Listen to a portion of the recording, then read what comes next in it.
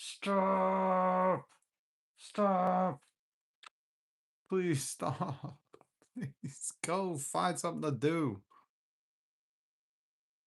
Oh my God. We got a lot to get to. So much.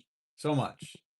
But you know, I wanted to start the show off with something special. Something that I can't wait till I'm a big YouTube channel. I can play this stuff on screen for you. Ah, see, it cut his head off. Ah, man, come on, Don Rock, the imposter. I like this guy. You want to know why? He's on here on YouTube playing the recorder, giving us the X-Files themes. Let's listen. Let's listen. Don Rock, take it away.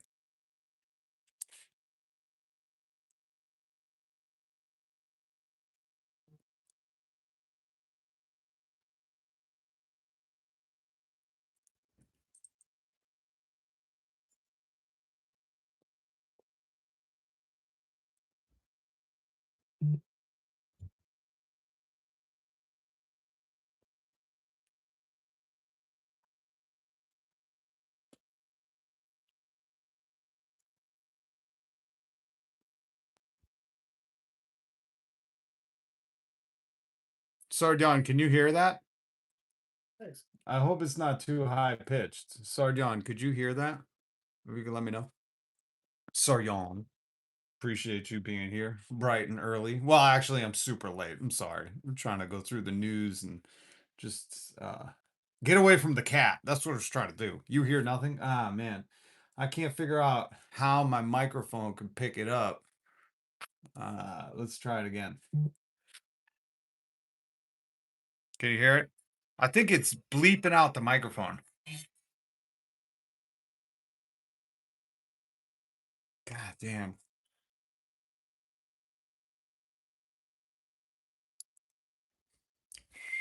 Oh man, that bums me out because that's so good. That is so good. That is so good. Stop, cat. I can't do anything when I get home from work. These cats are like, your sound on your mic is coming through a little weak, and no, I can't hear your video. All right. Ow! God damn! Thank you, Jess. Good to see you. Good to see everybody.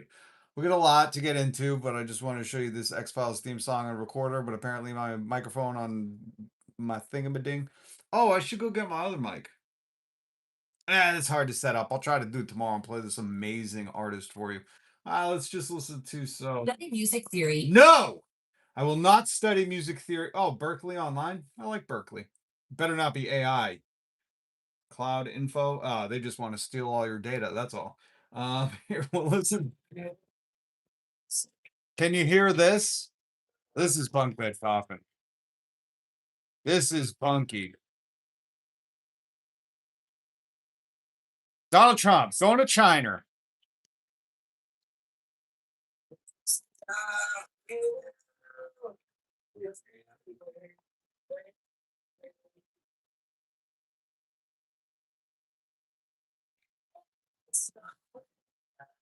Can you hear this, Jess?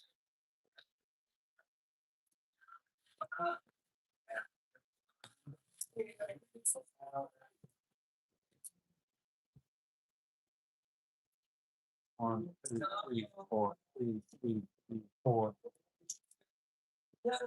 Scratch the mic coming through weak. I'm an idiot that didn't have her phone turned off. Just as like turns out I had the volume off. I couldn't hear anything. It just looked like you were talking to no one. I love you, Jess. Oh, you were so me. You were so me. I am so you. Totally get it. Oh, can't hear it. A little choppy. Yesterday, the internet here in America is absolutely horrible. Uh, Let me turn it up a little and see if. Don't forget to have your volume up, Jess.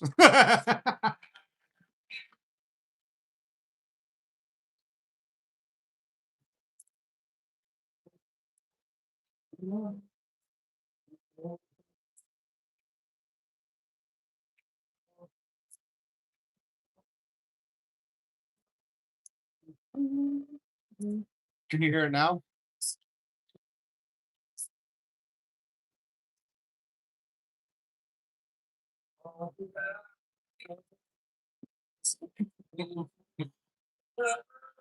Oh.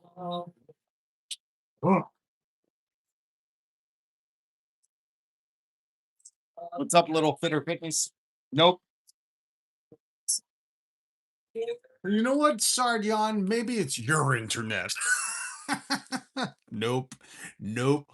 Just in part bollock, so I know how that goes. I think we're all part bollock, bottom part. Um, yeah. I really don't want to go grab a mic. Just don't want to do it. It's upstairs and I'm tired. Okay, I'm gonna play a clip of something. Sargon, Jess, please let me know if you could hear this. What's not important? What's a clip that we could throw away? Andrew Schultz, an absolute garbage bin of a human. Somebody who is Andrew Schultz's dad not in his life. You know, his haircut really says my dad wasn't in my life, and I mimicked my life after Boy Meets World. There's something he's like, yeah, obviously the Pope doesn't know what's in the Bible. Trump knows what's in the Bible. No, he did not say that. He said, like, based off of the rhetoric going on, obviously Trump. Can you guys hear that? Cherokee Nation and Irish. Oh, nuclear bomber. What's up, little Oreo in ya? Little Oreo in ya. I finally got your. I fucking did it. I'm so proud of myself. Oh my God. I did it. Oh, and the heavens opened. And I said, please take me now. Please take me now. Do you know how much food is? Please, is there no food in heaven? Is there no food, no money, no fucking. Oh my God. Oh my God. Oh my God. I finally did it. I'm sorry for everybody tuning in right now. I've been trying to, I'm like, Lilo, Rio, Anaya. I have not been able to figure out that goddamn handle forever. And it was like I honestly just feel like I could read uh Irish on the fucking page. You know, in that Always Sunny Philadelphia episode where he's like, "Oh yeah, my father who speaks to me in a magical language." And it turns out it was just Gaelic. And he was just writing to his son in Irish, and Charlie speaks Irish. I feel like I just had that moment. I just had that moment. Little Oreo Inya. I am so if you just I just need a second. I just need a second. I've been having a very rough week, so reading that name like I fluently did, I fluently speak YouTube handle. Um I'm just so proud of myself. I can't believe I fucking did that. See? It's never too late in life to learn something, folks. You can manifest it just like I did. I manifested speaking YouTube handle. My God. My God. Okay, Jess, dude, my food bill went up almost $100. It's insane. Dude, yes, I know. It's so insane. Like when I'm checking out the grocery store and one bag is fucking $50 and I tell the cashier, I'm like, I can't wait for the society to collapse. We're all going to go hungry and it's going to be brutal. But I just want to see the faces of the elites who traveled with Donald Trump to China to cut backdoor deals and make all their manufacturing over there and not bring those Chinese sweatshops to America. I just want to see their faces when they understand money doesn't mean anything when most of the country's starving. That's all I'm excited for. And the lady's like, well, would that be paper or plastic? And I'm like, you dumb bitch, give me the paper. I'm not an animal. Oh, man. Oh man. All right. So what are we doing? Wait, is this your show or my show? I kind of forgot. I'm tired. It's being insane since 2020 and now it's just any excuse to put up the price. For real. Oh, what's up, Tarot Queen? Good to see you. Good to see you, Tarot Queen. Are you throwing some cards or what's up, man? Why don't you come on and do a reading for me? Come on, Tarot Queen. Cuz I remember a long time ago I went and checked your channel. I wanted to see if you were throwing any of them fucking wands and cups and moons and arcanas. I wanted to see that.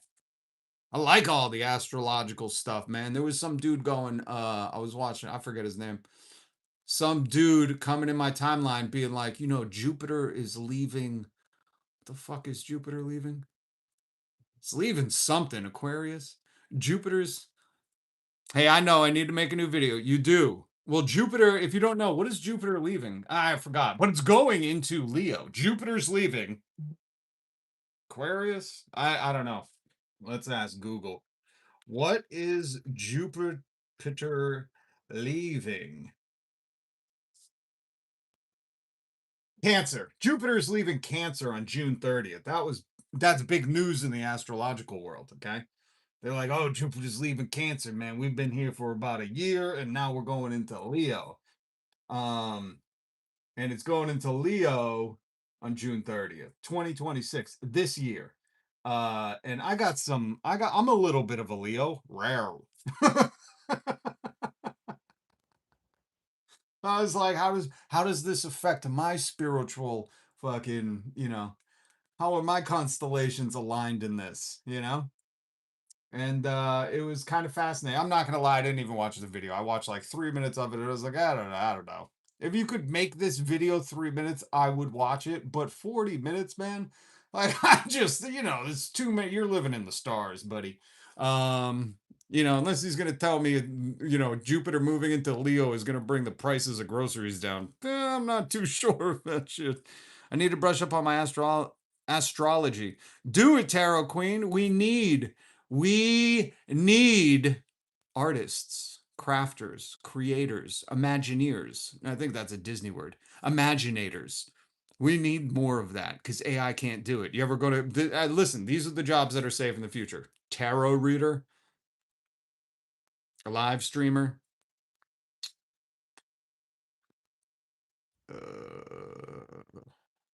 I think those are it. I think that's it. Because are you going to AI for your tarot? No, not happening. You're going to go to AI bots for, a guy with 16 thumbs for live streams? I don't think so. You know, we'll automate Andrew Schultz. I got audio of him. I got audio of Joe Rogan. I got audio of President Trump. Not my president, maybe yours. I don't know. Have the day you voted for. Nothing is safe from AI. Wrong. Tarot Queen, you are safe. Jess, you are safe. Gunsmiths. I don't know. You seen those? What do they call them? Ghost guns? I don't even know if I could say that on YouTube. What do they call them? Ghost guns? That the 3D printers make. But old school. Old school. We know cars aren't safe. I taught you yesterday. Cars aren't safe from AI. The stock market, that's all AI. CEOs, we're gonna automate them. What else? How the fuck did I get into zodiac signs? My God, folks, you are deterring the program. That's why I asked: is this your program or is this mine? Because if we're already talking about Jupiter leaving, so if you're just tuning in, hi, City Jana's Hira, beautiful name. If you're just tuning in, if you didn't know, Jupiter is leaving Cancer. Uh, Finally, I think we've all sat in the living room staring blankly. Had a turned off TV, just wondering when the fuck Jupiter was going to leave Cancer. I mean, my God. And finally it is, and it's going to Leo for all you fifth house Leos out there. It's good times ahead. I think people really do just like that shit on YouTube. You know, maybe I should do a channel where I pretend to read tarot cards and be like, "You're never gonna believe this. You've been thinking of giving up. Don't. Don't. The cards are telling me. I'd love to show you, but I can't. I can't. Secret. Top secret. I think I'd be a good tarot reader. You're not gonna believe this. You've been thinking of someone, haven't you? You've been thinking of things, haven't you? You have. I could tell. The cards are telling me. You've been doing a lot of thinking. Quietly. Or loudly. Or maybe it's a quiet loud in the back of your mind. Yeah, I could do that. I wouldn't be any good at it. I'd I'd loosely lead people on. Um, but it would be fun, you know? It would be fun, especially when I got it wrong. You were thinking of adopting a pet. No, we're not allowed animals. I'm allergic. No, the cards are telling me you should adopt a pet. And if you're allergic to fur, I'd say look for a baby rhino. That's really in your cards right now. Have you ever thought about adopting an alligator, leaving it in the bathtub? No? Okay. Hmm. We'll get to it. We'll get to it. All right, sorry. Tarot reader is better than tarot reader. That well, okay, touche. I'm kind of a tarot reader. I go through the news. I peruse the news with you. And today we're going to listen to Andrew Schultz. Tell me if you can hear this clip, by the way. I want to make sure you guys can hear the computer before I play the computer. Let's know more about Christianity than the Pope. Tactically, what dead up in the yeah, what is going on? Yeah, some of the job is just cancel motherfucker. Yeah. It's not like Oh, Andrew Schultz. Okay, cool. Thank you, Jess. What do I think about the whole UFO disclosure? Oh, there was a tweet for that. It said they will release all of the UFO thing. They will be like, we have aliens before they will show you the Epstein files. That's all it was. I personally like the most I got into aliens was the movie E.T. I didn't even, I'm not a big fan of the aliens movies. I get it, but it's not my thing. And at this point, if there are aliens, can you fucking help us? Aliens, can we send this transmission light years away? And like, can you just stop these people? We'll take you right to the leader. Like he is on the golf course. Nope, sorry, today he's in China on the golf course. I was gonna say South Florida golf course. He's there. Go. If there's aliens. Um is wild. It's all a distraction. That's all it is. They're like, just release everything, man. They're like, release it all, but not the classified stuff Donald Trump kept in the bathroom. Choppy, but can hear it. Okay. Alien v Predator files. Jay the Gray. Isn't that the truth? A bunch of aliens like that illegal alien Elon Musk, who's in the Epstein files. Both of them predators. It's kind of like Predator versus Predator. Did they do that movie? The photos were CGI. Oh, really? Of course. Oh, of course. They can't even give the alien heads out there what they're hoping for. I think I posted a meme because some of the aliens look like Melania. You know, you didn't see MAGA, calling ice on all these aliens. What's up with that? Anyways, okay, let's do some checking in around the nation. Let's check in with Doug Burgum. He does some shit. He works for Trump. If you haven't seen this dude. Oh, and Donald Trump is in China. Anyone know why Musk arrived with Trump in China? Yeah, because they're all cutting backroom deals. This is Donald Trump's trip to China with the Nvidia manufacturer dude, and that's Elon Musk. He bought all the fucking CEOs. All the CEOs. I was trying to get clear shots of it. All of the CEOs. There's Elon Musk. There are so many. Oh, hold on, that's for later. There are so many CEO. Hold on. There's like a list. Did I get the list? The CEO. Here it is. Here's the list. Elon Musk, Jensen Huang, Tim Cook, Larry Fink, Steven Schwartzman, Kelly Ortberg, Brian Syke, Jane Frazier, Larry Culp, David Solomon, Sanjay Mehrotra, Cristiano Amon. Amon. These are all the CEO because there's nobody of the persuasion that Donald Trump works for the American people or gives a shit about anybody struggling, especially after I played the clip for you yesterday where Donald Trump was specifically asked, do you care about making a deal with Iran because Americans are struggling financially? He said, I don't give a shit at all. He said, I don't even think about them. Because he's too busy. He brought all of his shadow presidents with him to China. Why do you think? Because that's, where they're most at home at. That's where all their production takes place. That's where they make everything. And they want to cut deals to get richer. They don't care about us. He's probably in China to check on the Trump phones. He's like, hey man, bad press. What's happening with those phones? They were like, you didn't even place any orders. He's like, oh, that's right. I forgot. I just stole all that money. Anyways, what have you guys been up to, man? Oh, oh my God. If you'd like a more in-depth look at Donald Trump's visit to China, I would suggest watching Hasanabi. I'm here to make fun of these people. I do an entertainment channel where I just shit talk them all because I don't know. That's what Joe Rogan and Andrew Schultz do, and somehow they rose to the top. I'll make it there. I'll make it there. And then we'll see who's the best shit talker. We'll do a deaf poetry jam, a deaf comedy jam. All right, Joe? And one rule. I have one rule, Joe Rogan. No humping stools. Okay? No. What? He can't do it? Oh, game off then. So yeah, these are all the CEOs that Donald Trump brought with him to Beijing because, he works for them. They're his shadow presidents. They donated a lot of money to make sure he was in charge when they wanted to cut better deals and, you know, skirt the tariffs like Tim Cook did when what did he give him? Like a gold brick or something? He was like, here is 70,000 ounces of golden brick. And Donald Trump was like, you are out of the tariffs. You get free tariffs.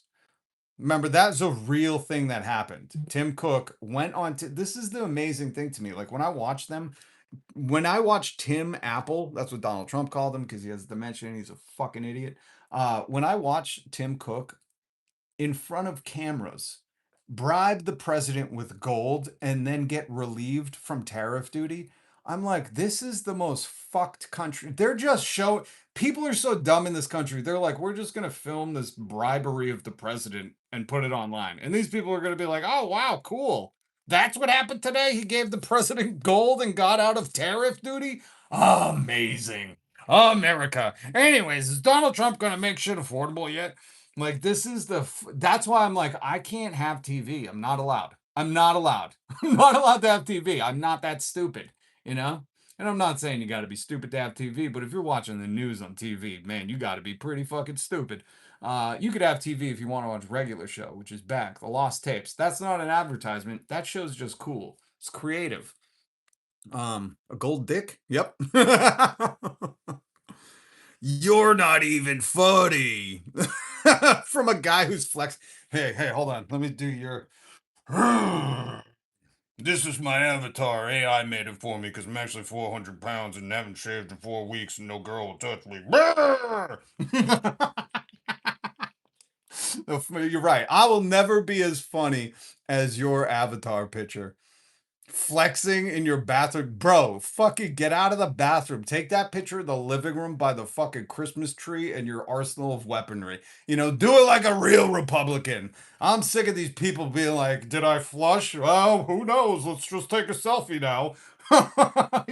Fresh off of just rubbing one out. And he's like, oh man, I look hot right now. I will never be that funny. I'm sorry. You're right. I'm not.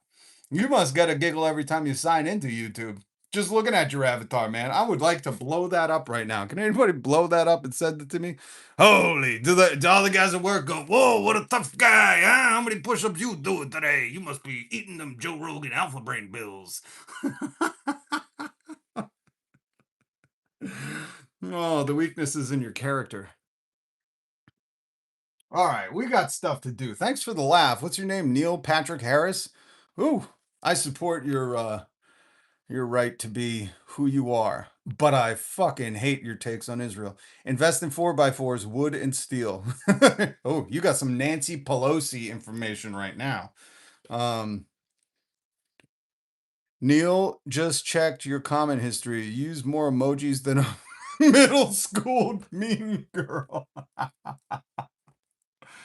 Oh, Neil, there's one rule in this life. Don't fucking emoji if you're gonna have an avatar where you're flexing. Unless you put an emoji as your face, then that's adorable. We still love you, Rob, even though he ain't funny. Yeah, comedy's not for everybody. No, just crafting a recipe. Oh, I'll tell you what, Neil Fitzpatrick Harris. I'm definitely not as funny as the comments. That's the truth. That is the truth. What's up, Shot Pixie Raygun? Good to see everybody. Oh my God, I don't care for real. I love that name. I got that one right away. I do speak a little bit of what are those texticons? What are they called? Texticons? I don't know. Abbreviations. Those aren't abbreviations though. What is the word when you do OMG? What is that called? What is it called? What is it called when you do OMG? That's not the right way to ask that question. Text acronym? Yeah, that's what I was looking for. Acronyms. It's not an abbreviation. Well, I guess technically. I like texticons. I'm gonna redub that. Just like Dr. Oz taught us the new word he created just yesterday. Underbabied. Underbabied. Ugh. Ugh. Gross. Mahetmet Osborne. Whatever his name is. Oh, okay. We gotta check in with the nation, but before we do that, did you see who else was in the Epstein files? Did you see who else was in the Epstein files? I didn't realize this. The dude chopping the. Remember yesterday I showed you the dude cutting the ribbon at Donald Trump's. Where is it? The dude cutting the ribbon. I didn't delete it, did I? The guy cutting the ribbon, Brock Pierce. And I was like, he was in the Mighty Ducks. Or no, no, no. He was in the Epstein files. I didn't realize he was also in the Mighty Ducks. Where is my Brock Pierce photo? There's no way I deleted it. I just can't find it. I got a case of the Joe Rogans. Where is it? Oh, here it is. That's why I couldn't see it. There's a golden look. So this dude with the funny hat, right? Who said I had a great time with the girls. Um, this is Brock Pierce. He's the one cutting the ribbon, unveiling the golden cow statue that the heathens are worshiping. This dude right here. Oh, hold on, hold on.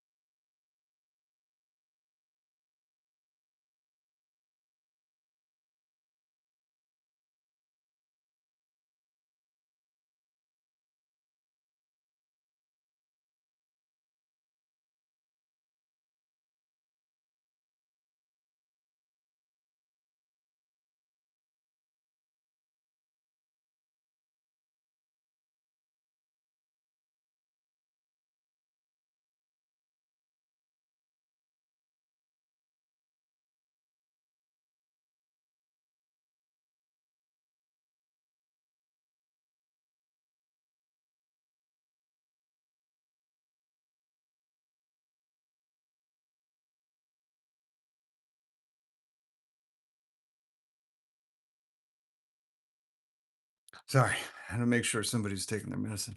Is there something wrong? I don't hear anything. No, no, no. Poop break.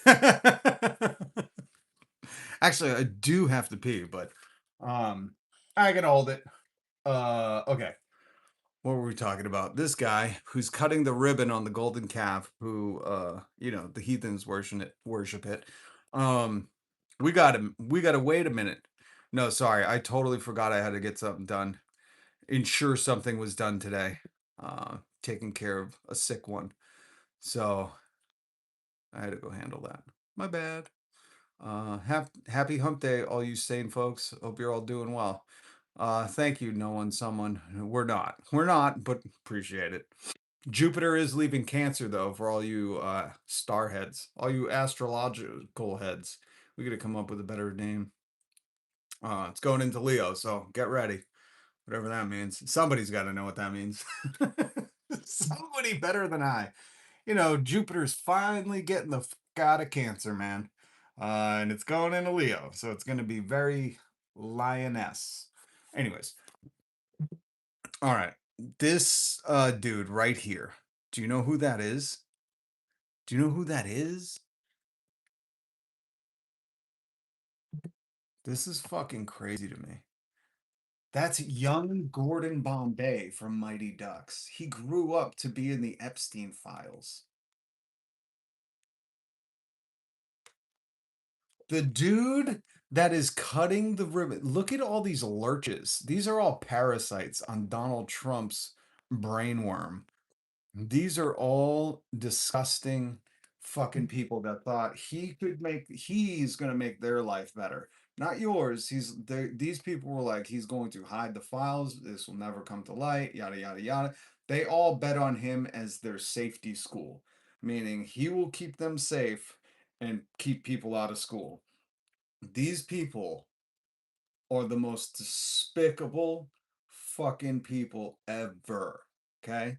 I mean, I just want you to take all of this in. Now that you know this was young Gordon Bombay from the Mighty Ducks, who grew up to not only be in the Epstein files, but lined the fuck up to cut the ribbon at the Donald Trump Golden Memorial Epstein calf, whatever it is, release party.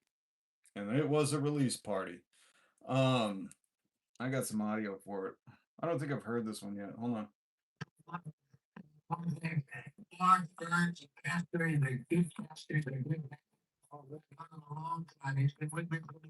Oh, this is the inaugural Epstein golden calf. Donald Trump waving. You see there, he's waving to Epstein. That's he's going. Bye, good friend. I'll see you soon. This is audio from it. So Donald Trump is leaving them messages, and that's Brock Pierce front row after he cut the ribbon. And that dude's yarmulke is way too high on his head. Either that or his hat backwards is really fucked up. Um, in the beginning, maybe about 2 days later, right? Yo, he literally, this is the video. You're seeing this in the video. Sorry, I can't share it with you. Hit subscribe, hit the notification bell. But he is literally with the scissors cutting. Why would you even like? What are you? This is so stupid. This is such sycophantic theater. On this week's sycophant theater, Brock Pierce, and then he goes like this, like I'm not a crook. Remember when Nixon did that? Oh my God, the kid who grew up to be even worse of a fucking nerd. Oh my God, now they're just showing the emails. Ugh, gross. I had a great time with the girls. Hope they had fun too. Thanks. Best regards, Brock. P.S. Please excuse any typo sent from my mobile phone. Call me. Will do. Broke up with girlfriend last night, so it won't be a problem. Best regards, Brock. Oh my God, he broke up with his. What did she have to fucking finish a term paper? Would you have to fucking do a chemistry lab tomorrow, Brock? Oh, these are the most pathetic men ever. You understand that, right? Let me explain something because Joe Rogan won't do this. Pathetic men are the ones that think they're the animal version of a predator. You know, they think they're on the hunt for women. And really, they're just going for the dumbest fish in the bowl. You know, that's what most of this is. It's not like these guys are dating fucking, MIT professors. They couldn't. But these dudes are going for the most gimped fish in the barrel. That's all they want. They want the girl who just wants a comfy ride and money. That's why most MAGA are like, oh, you got to be the provider. You got to have all the money.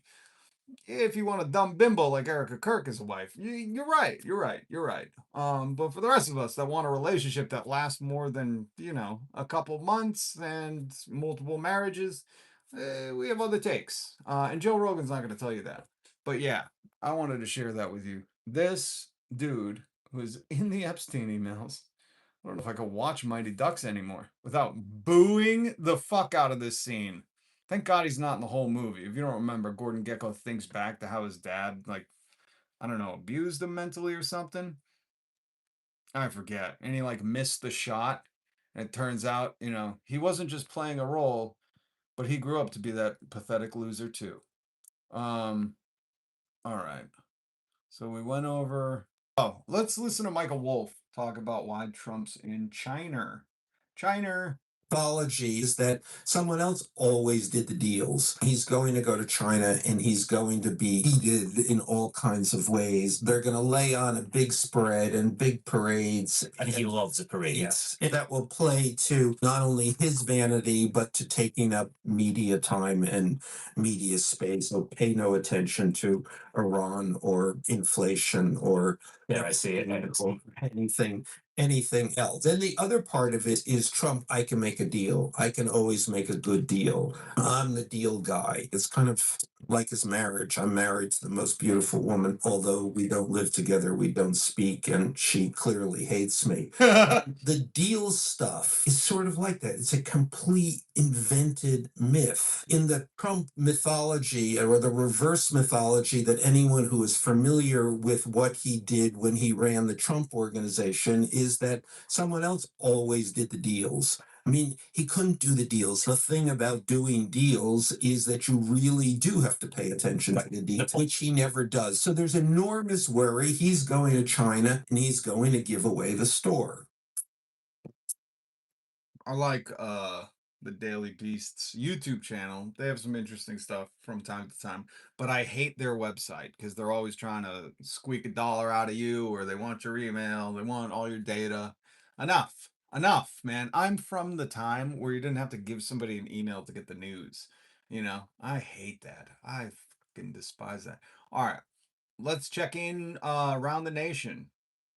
We're gonna hear from Fox News. That's what we're going to do. Let's see how things are going over at Fox Business Live. Did I take a picture of this?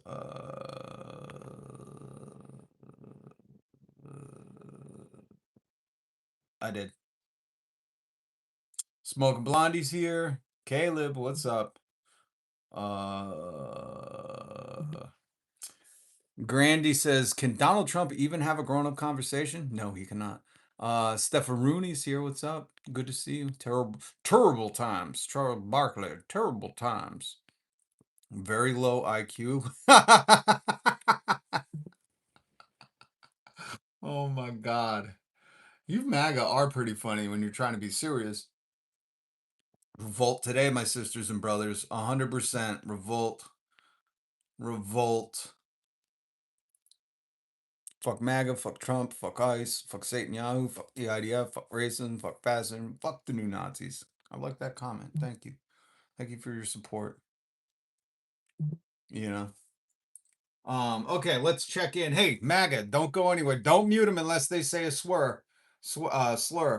Do not, do not mute them because I'm gonna play MAGA's favorite thing, Fox News. Ready, MAGA? You probably don't watch this show though. You're just in for Jessica Waters. You're like, I like that Jesse. He's always telling me how turned on by the M&Ms he is. You're like, he's always telling me which books are the gayest.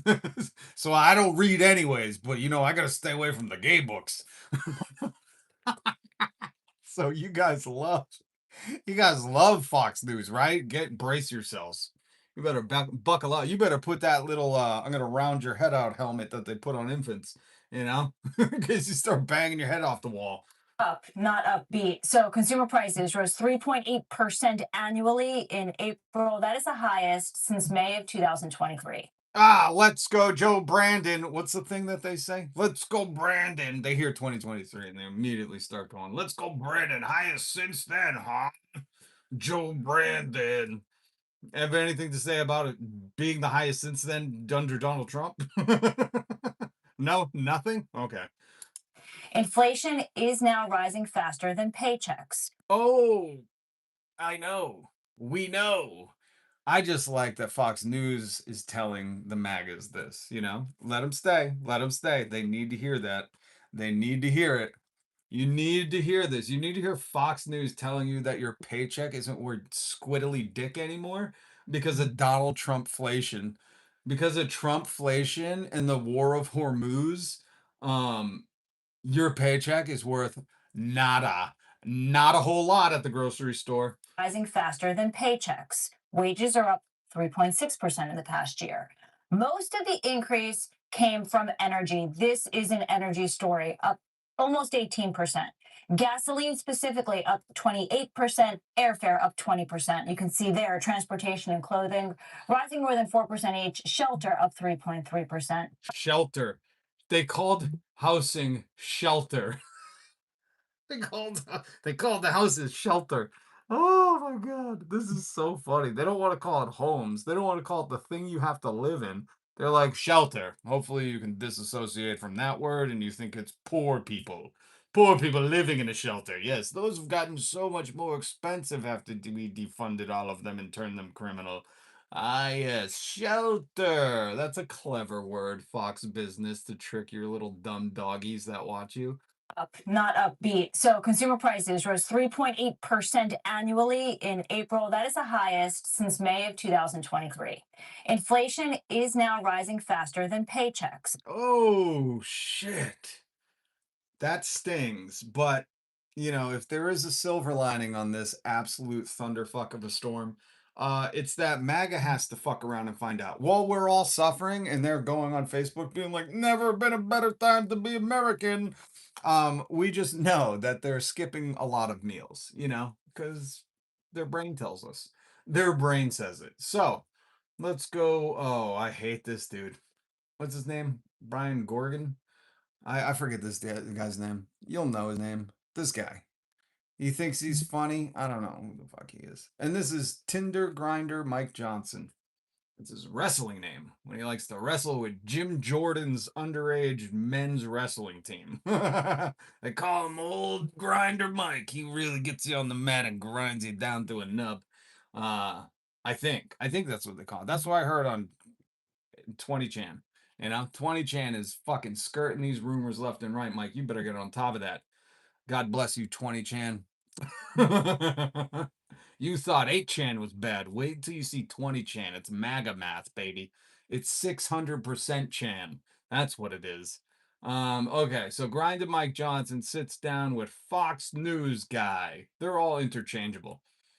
They're all like, will you wear knee pads for the president? Uh-huh. Okay, you can put them on camera. Put them on camera. Show us your no gag reflex. Okay, here we go. Here we go. Up to not great news today when it comes to inflation, up at 3.8%, highest since 2023. So for a 40% spike in terms of food prices, grocery price. 40% spike in food and grocery prices. Ah, grocery, that sounds like an old-timey word. Is that even real? Groceries, that's a hoax. A Democratic hoax. Democratic hoax. Groceries? Right. That's not a thing. In terms of food prices, grocery prices, core inflation, those numbers are up. Mostly has to do with energy. It can't be the great surprise, but certainly not good news. Not good news, and real families are feeling that, and we're Real families are feeling that. keenly aware of it, very sensitive to it here in Congress. Why do I feel like Grinder Mike Johnson's going to bring up that they discovered a second male G spot? I just feel like that's about to come out of his mouth. Let's see. I don't know, but I feel like he's relaxed enough to be like, did you know, Fox News guy? They found a second male G spot. I'm hoping somebody will find it on me. You know what I mean? Wink, wink, Fox News guy. Like your knee pads. Where'd you get those? Home Depot? Congress. We put together all the pro-growth policies in the big beautiful bill that we're The pro what? Oh God! Now he's speaking Milanese or Melaniaese. It's like just speak English. You put the what? we put together all the pro-growth policies. Pro-growth? What the fuck? I gotta look at. Is there a transcript or something? Does anybody know what he said? You've never fed the poor. Who hasn't? Just because you're starving doesn't mean everybody else is. I love this. Thank you. Thank you for showing who you are. You know who you are, right? You're the absolute scum of the earth who's like, "Oh, you're suffering? Fuck you. We're eating good." You're these people. You are. I just want you to know this is why you voted for them. You are this group of people. You are Donald Trump. He's like, yesterday, I played the audio for you yesterday. They were like, Americans are struggling. Do you ever think about that? We'll go to cut a deal with Iran. And he goes, I don't think about it at all. You are the worst neighbor. Just so you know, I already know this by what you've told me. You are the one who's hated in your neighborhood. You're the one who's like, look at my new ride-on lawnmower. Just bought it. Suck it, everybody. And everybody's like, who cares? Who cares? And you're like, I'm the best. I'm the best. I eat the best shrimp. I get it in a can, Well, there's millions. This isn't like news. This has been going on for a while. There's millions of kids and old people going hungry every single day in America. And you're like, Some of us be eating good. We be getting fat. Well, I have to play a clip from C-SPAN of a woman saying they cut my SNAP, my food benefits, and I'm starving. And I went to the doctor and she said, you shouldn't be losing this much weight. And she said, I don't have a way to get to the store and I have no money for food. And you're like, we be eating so good. I'm going to throw this away. Take the doggy bag, throw it away. You are the absolute worst kind of person in life. You understand that you failed. Whatever spirituality you believe in, I don't give a shit. Hinduism, Joe Roganism, you believe in the God of the elk, Christianity, Muslim, Jewish. I don't give a. You failed them all. All of them. You're going to a special fucking 6-star trifecta of hell. That's where you're going because you don't care that Americans are starving right now. You don't care that Americans, you are the most anti-American. The most basic thing you can fucking do as an American. Here's a fucking civics lesson for all of you.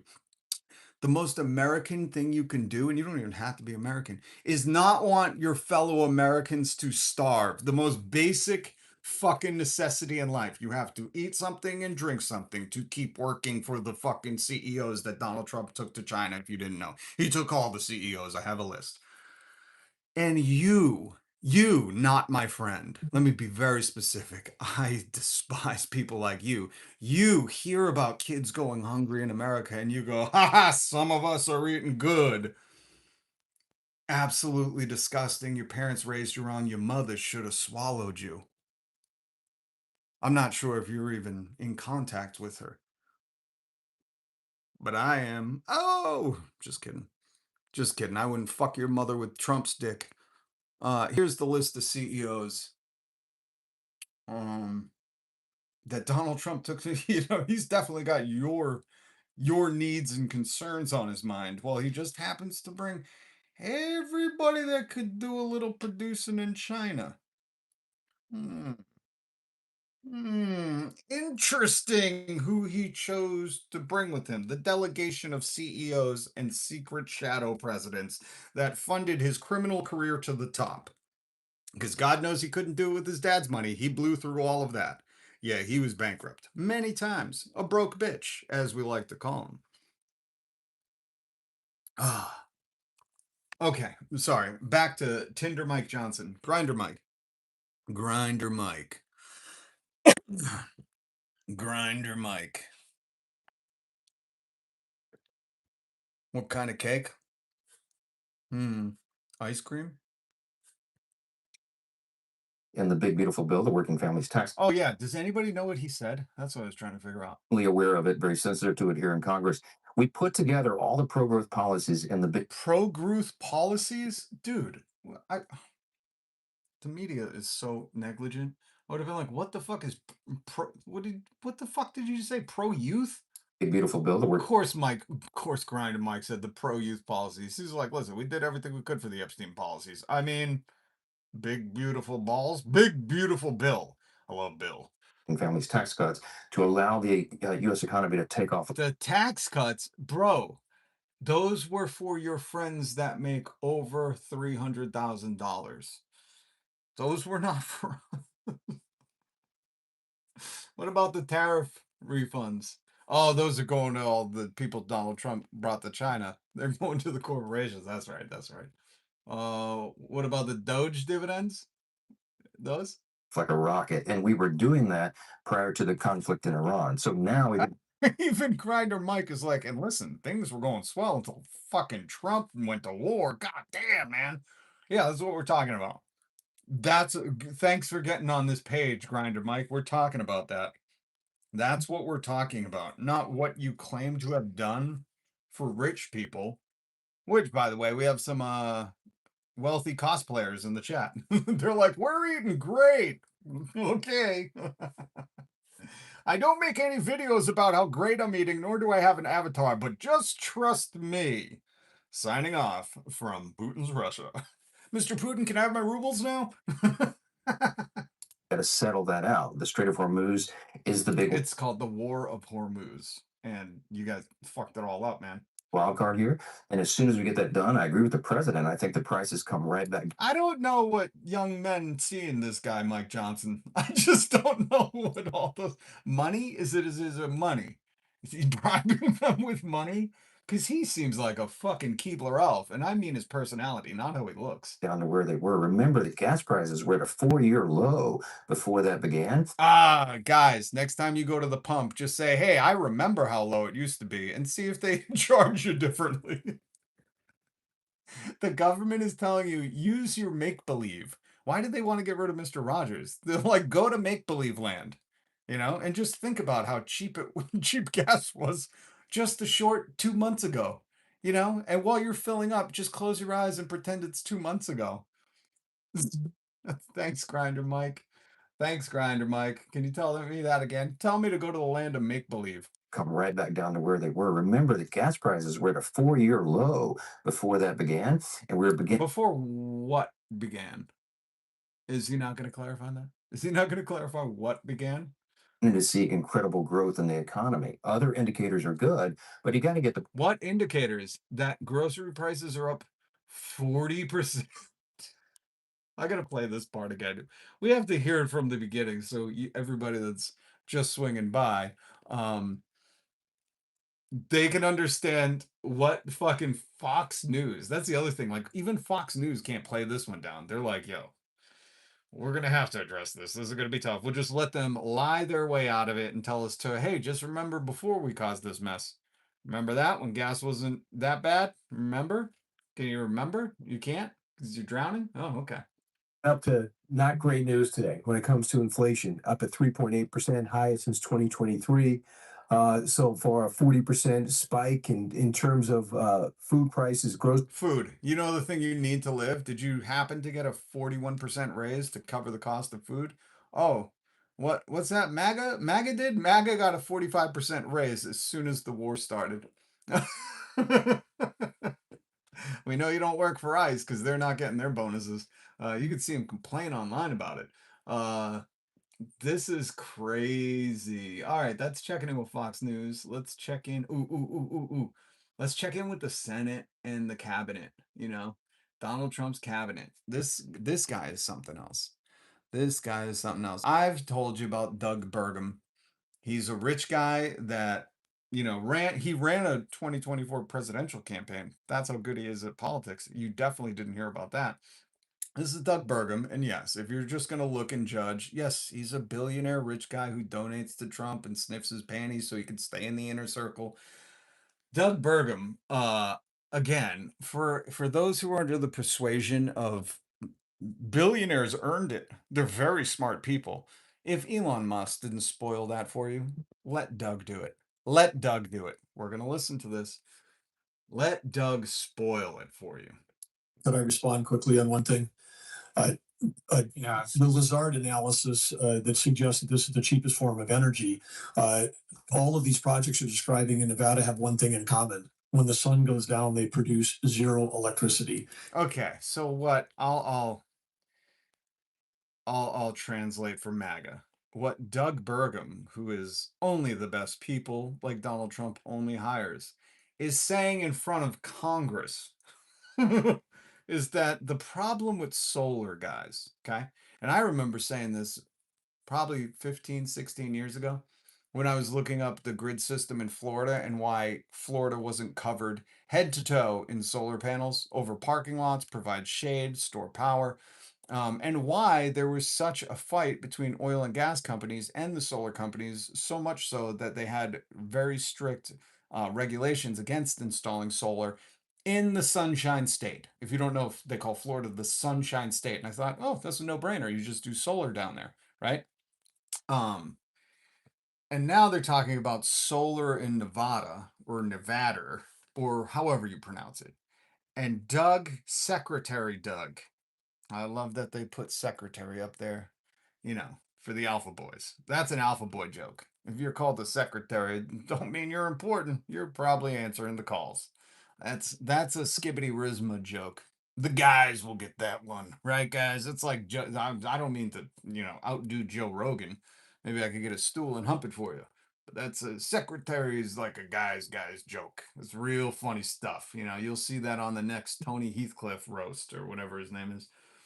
But Secretary Burgum, only the best people Donald Trump hires, only the best, just said the problem with solar in Nevada is the sun goes down every day.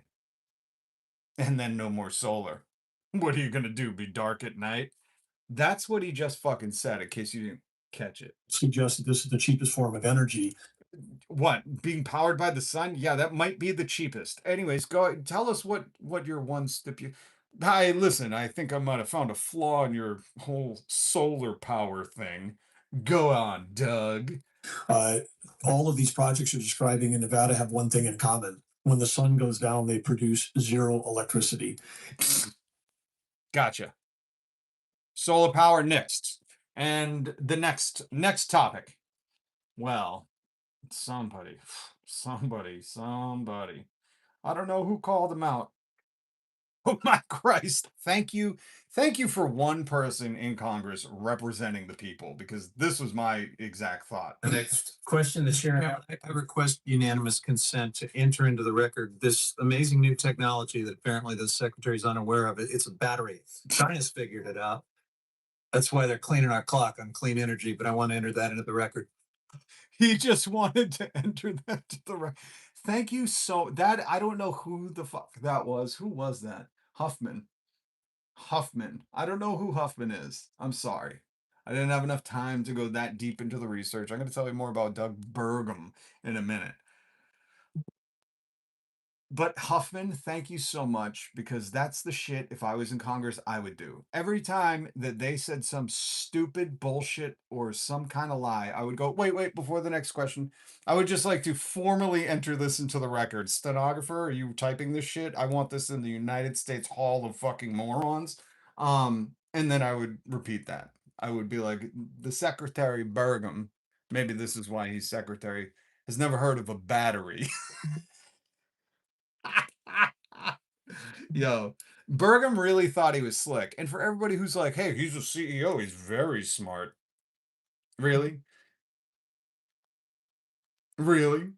Very smart? Or is he up to nefarious causes?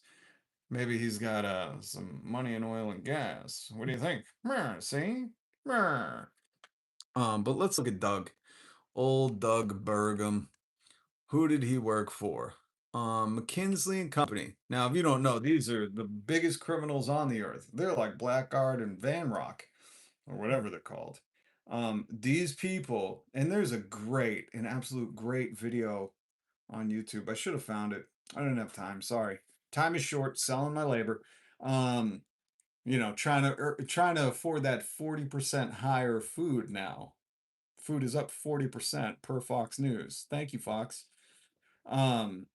But McKinsey and Company have multiple criminal accusations of their business practices, helped promoted OxyContin, worked with Enron, Saudi, Russia, yada, yada, yada, yada, yada. If you want to get lost down a rabbit hole, look up McKinsey and Company. And that's who Doug Burgum was working for. So he's not new to this whole criminal enterprise kind of thing. And again, this is Doug Burgum, who his one rebuttal, he thought he was going to get clipped as dunking on solar energy fans when he was like, yeah, my only rebuttal to this is, what do you do at nighttime, stupids? And they're like, dude, Snooki from the Jersey Shore makes you fucking look stupid. You understand that, Secretary? That we could add intermittent and shut down baseload is what put our grid at the, and this nation over rotated towards intermittent forms of energy, and the idea that we could add intermittent and shut down baseload is what put our grid at deep risk. And the idea that it's the cheapest, if you want to add intermittent, you have to keep everything else. And so we have to have a discussion about the total cost of grid, not the cost of the incremental, because it's true on an incremental basis. You may have an incremental source, but it doesn't work. The whole machine doesn't work when the sun goes down. This is so funny. The whole machine doesn't work when the sun goes. Well, hey, when the sun's gone, how are you doing solar? What are you doing, lunar? I wish he had added that. I wish he had said, "What are we gonna do? Lunar power next?" You know. This is the dude Donald Trump hired. Oh my God. And I think he hired him because he said he wanted to bang his wife. And that's not a joke. He was like, I saw this guy's wife and I was like, hired. I played that audio for you. This is fucking crazy. He's like, yeah, I don't know. Pretty sure you can't do solar at nighttime, you know? And then the old meme with the sunglasses came down and it started playing Snoop Dogg or whatever. and, thank God the congressman was like, I just like to enter the record. Secretary Burnham has never heard of a battery. Fuck, dude. All right, now let's check in with next Congress member, Senator McConnell. McConnell. This dude should not. There are people that are so old in this fucking Congress, and they're allowed to be because these red-hatted MAGAs, these traitors to Americans. You heard them in my comments earlier. They were saying, we don't care if people are starving. Some of us are eating good, which is the most anti-American thing you could say. I don't care if Americans starve. You know, I don't want to hear you fucking losers be like, oh, they say death to America in other countries. You're saying it. You're saying it. You're saying it in CEO language. I don't care if Americans starve. Like that's what you're saying. Let Americans starve because they threaten me. Because any kind of fucking like anything that could make my life seem less because I already value it so little is a big threat to me. So I love when people suffer because it makes my fucking hungry man meal that I have to sit and eat alone that I can't even fucking cook warm enough because my soul is frigid. Anything that makes that look better, I will fucking, even if it's Americans, I will poop on those people. That's what they're saying. I never want to hear you be like, oh, other countries say this.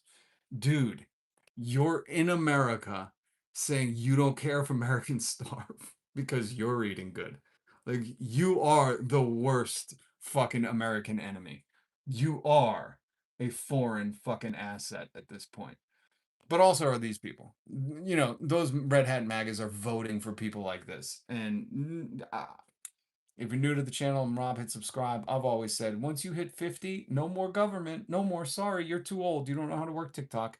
Nope, sorry. 50, 50. That's it.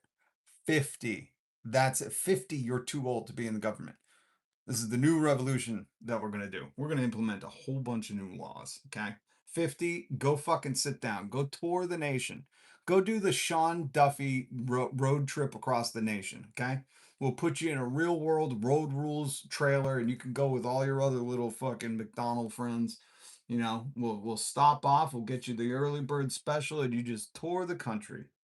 Okay? But this is what Mitch McConnell sounds like, and then didn't realize he was ending a session when it wasn't ended. Mr. Chairman. Here's where we are.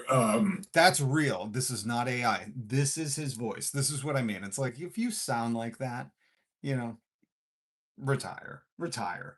You can't represent anybody unless they are also brain damaged and 100. Mr. Chairman.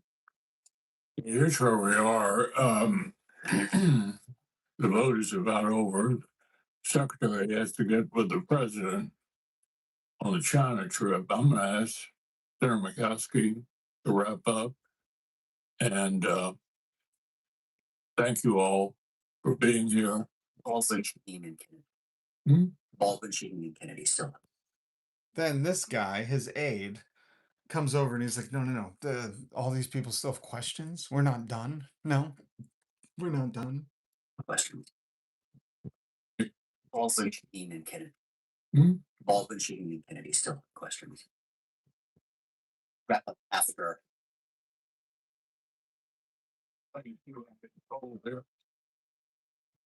He's still telling him. He's like, you have to wrap up after they ask the question. He's like, hold on.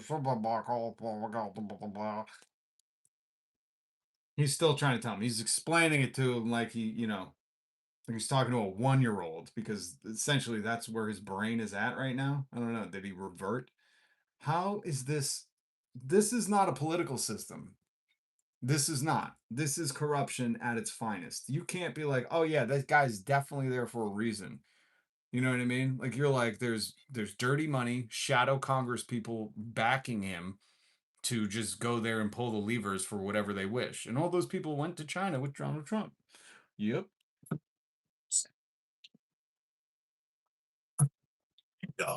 And obviously, there's not a whole lot of time for a second round, so we'll get through everybody. And Senator Mikowski, I appreciate your taking over.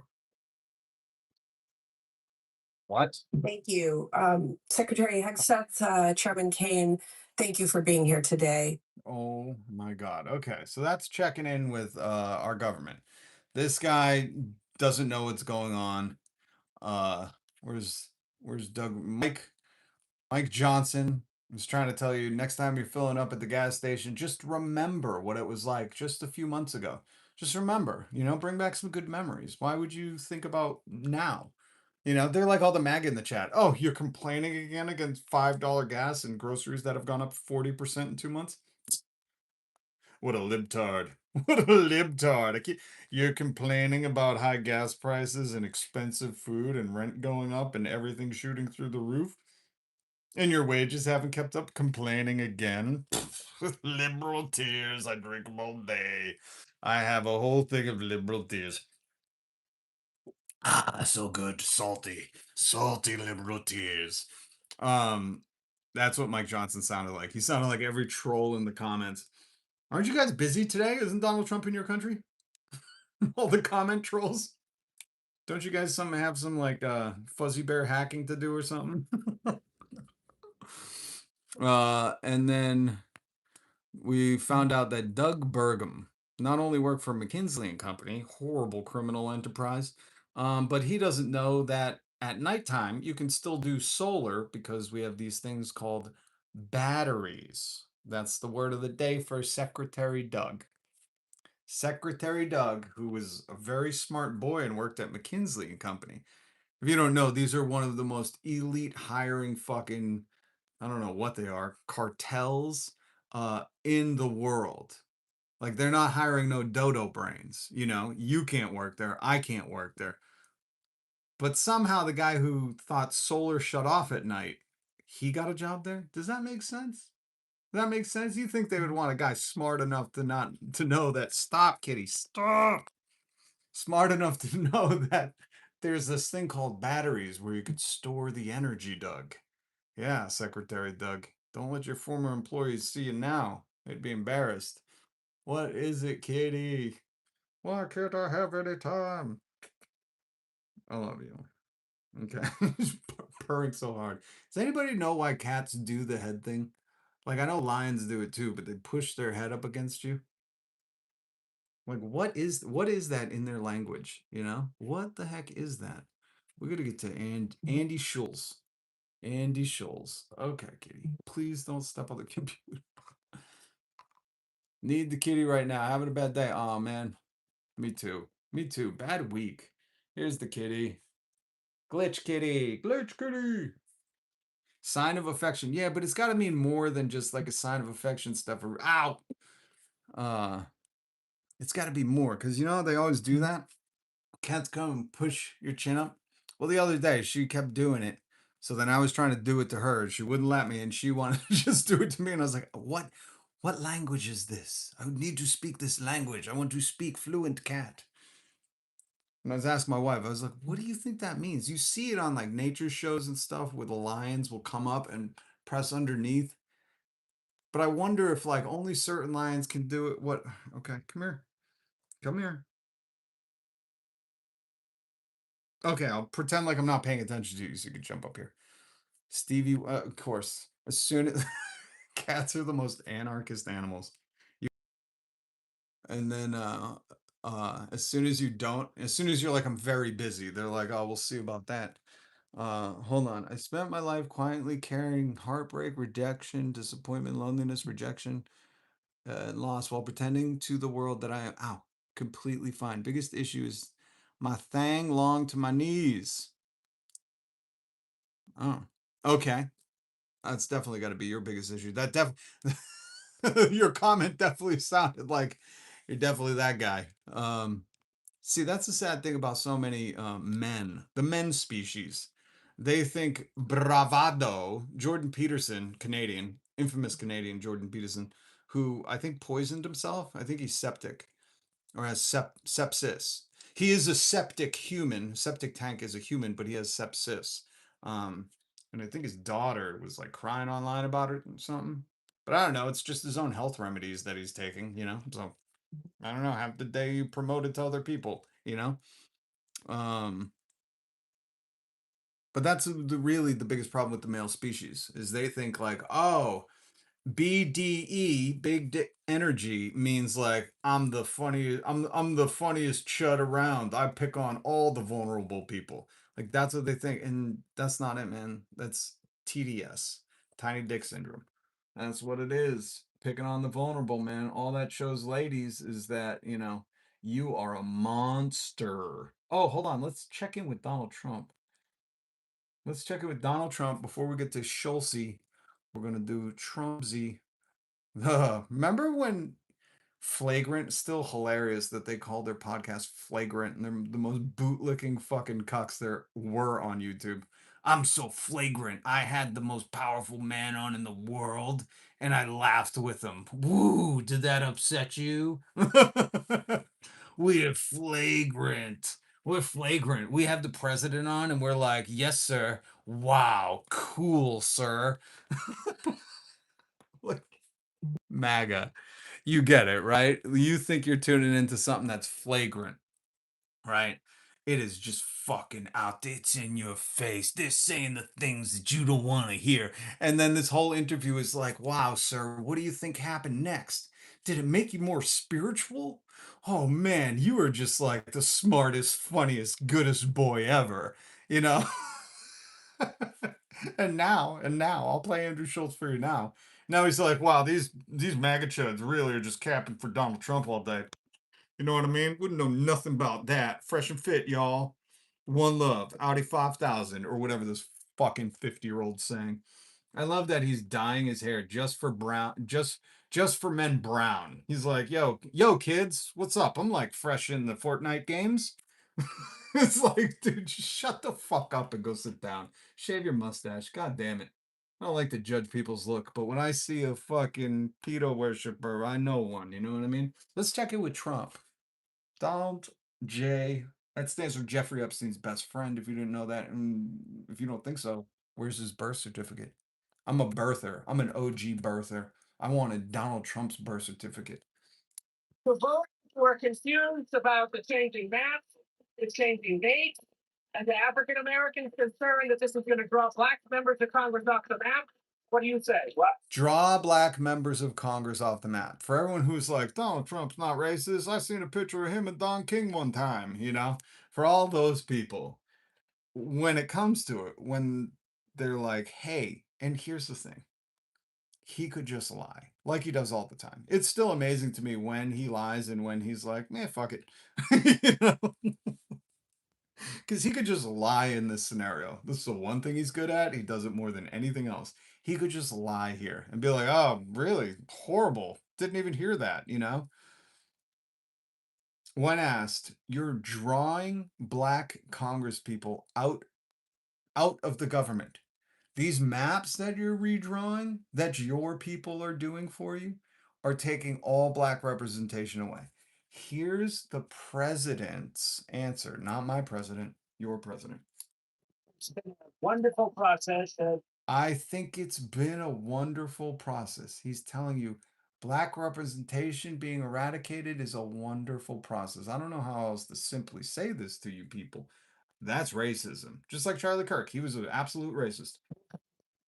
Democrats are anti-quality Democrats. Oh, hold on. That was the other thing.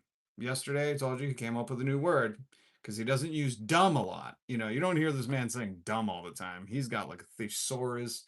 He's calling you fucking penally challenged. He is coming up with some shit, right? He's like, they're lacking in the Abdullah Mabungaba. You know what I mean? Like he's never saying dumb. But because he said dumb, because he said it, not me, I got a new word too. I got a new one too, Mr. Trump. I've got a new one too. Where is it? I don't think I could say this one online, but if you're going to call everybody Democrats, and I'm not one, never been registered a Democrat, don't like the Democrats. I think they're status quoers, and I think we need a complete overhaul of this system, like Abraham Lincoln said in 1861. Yeah. I'm not going to read this, but you can. You can take this, share it, whatever you want to do. But if you're going to use Democrats, then, grape Republicans. Seems fitting.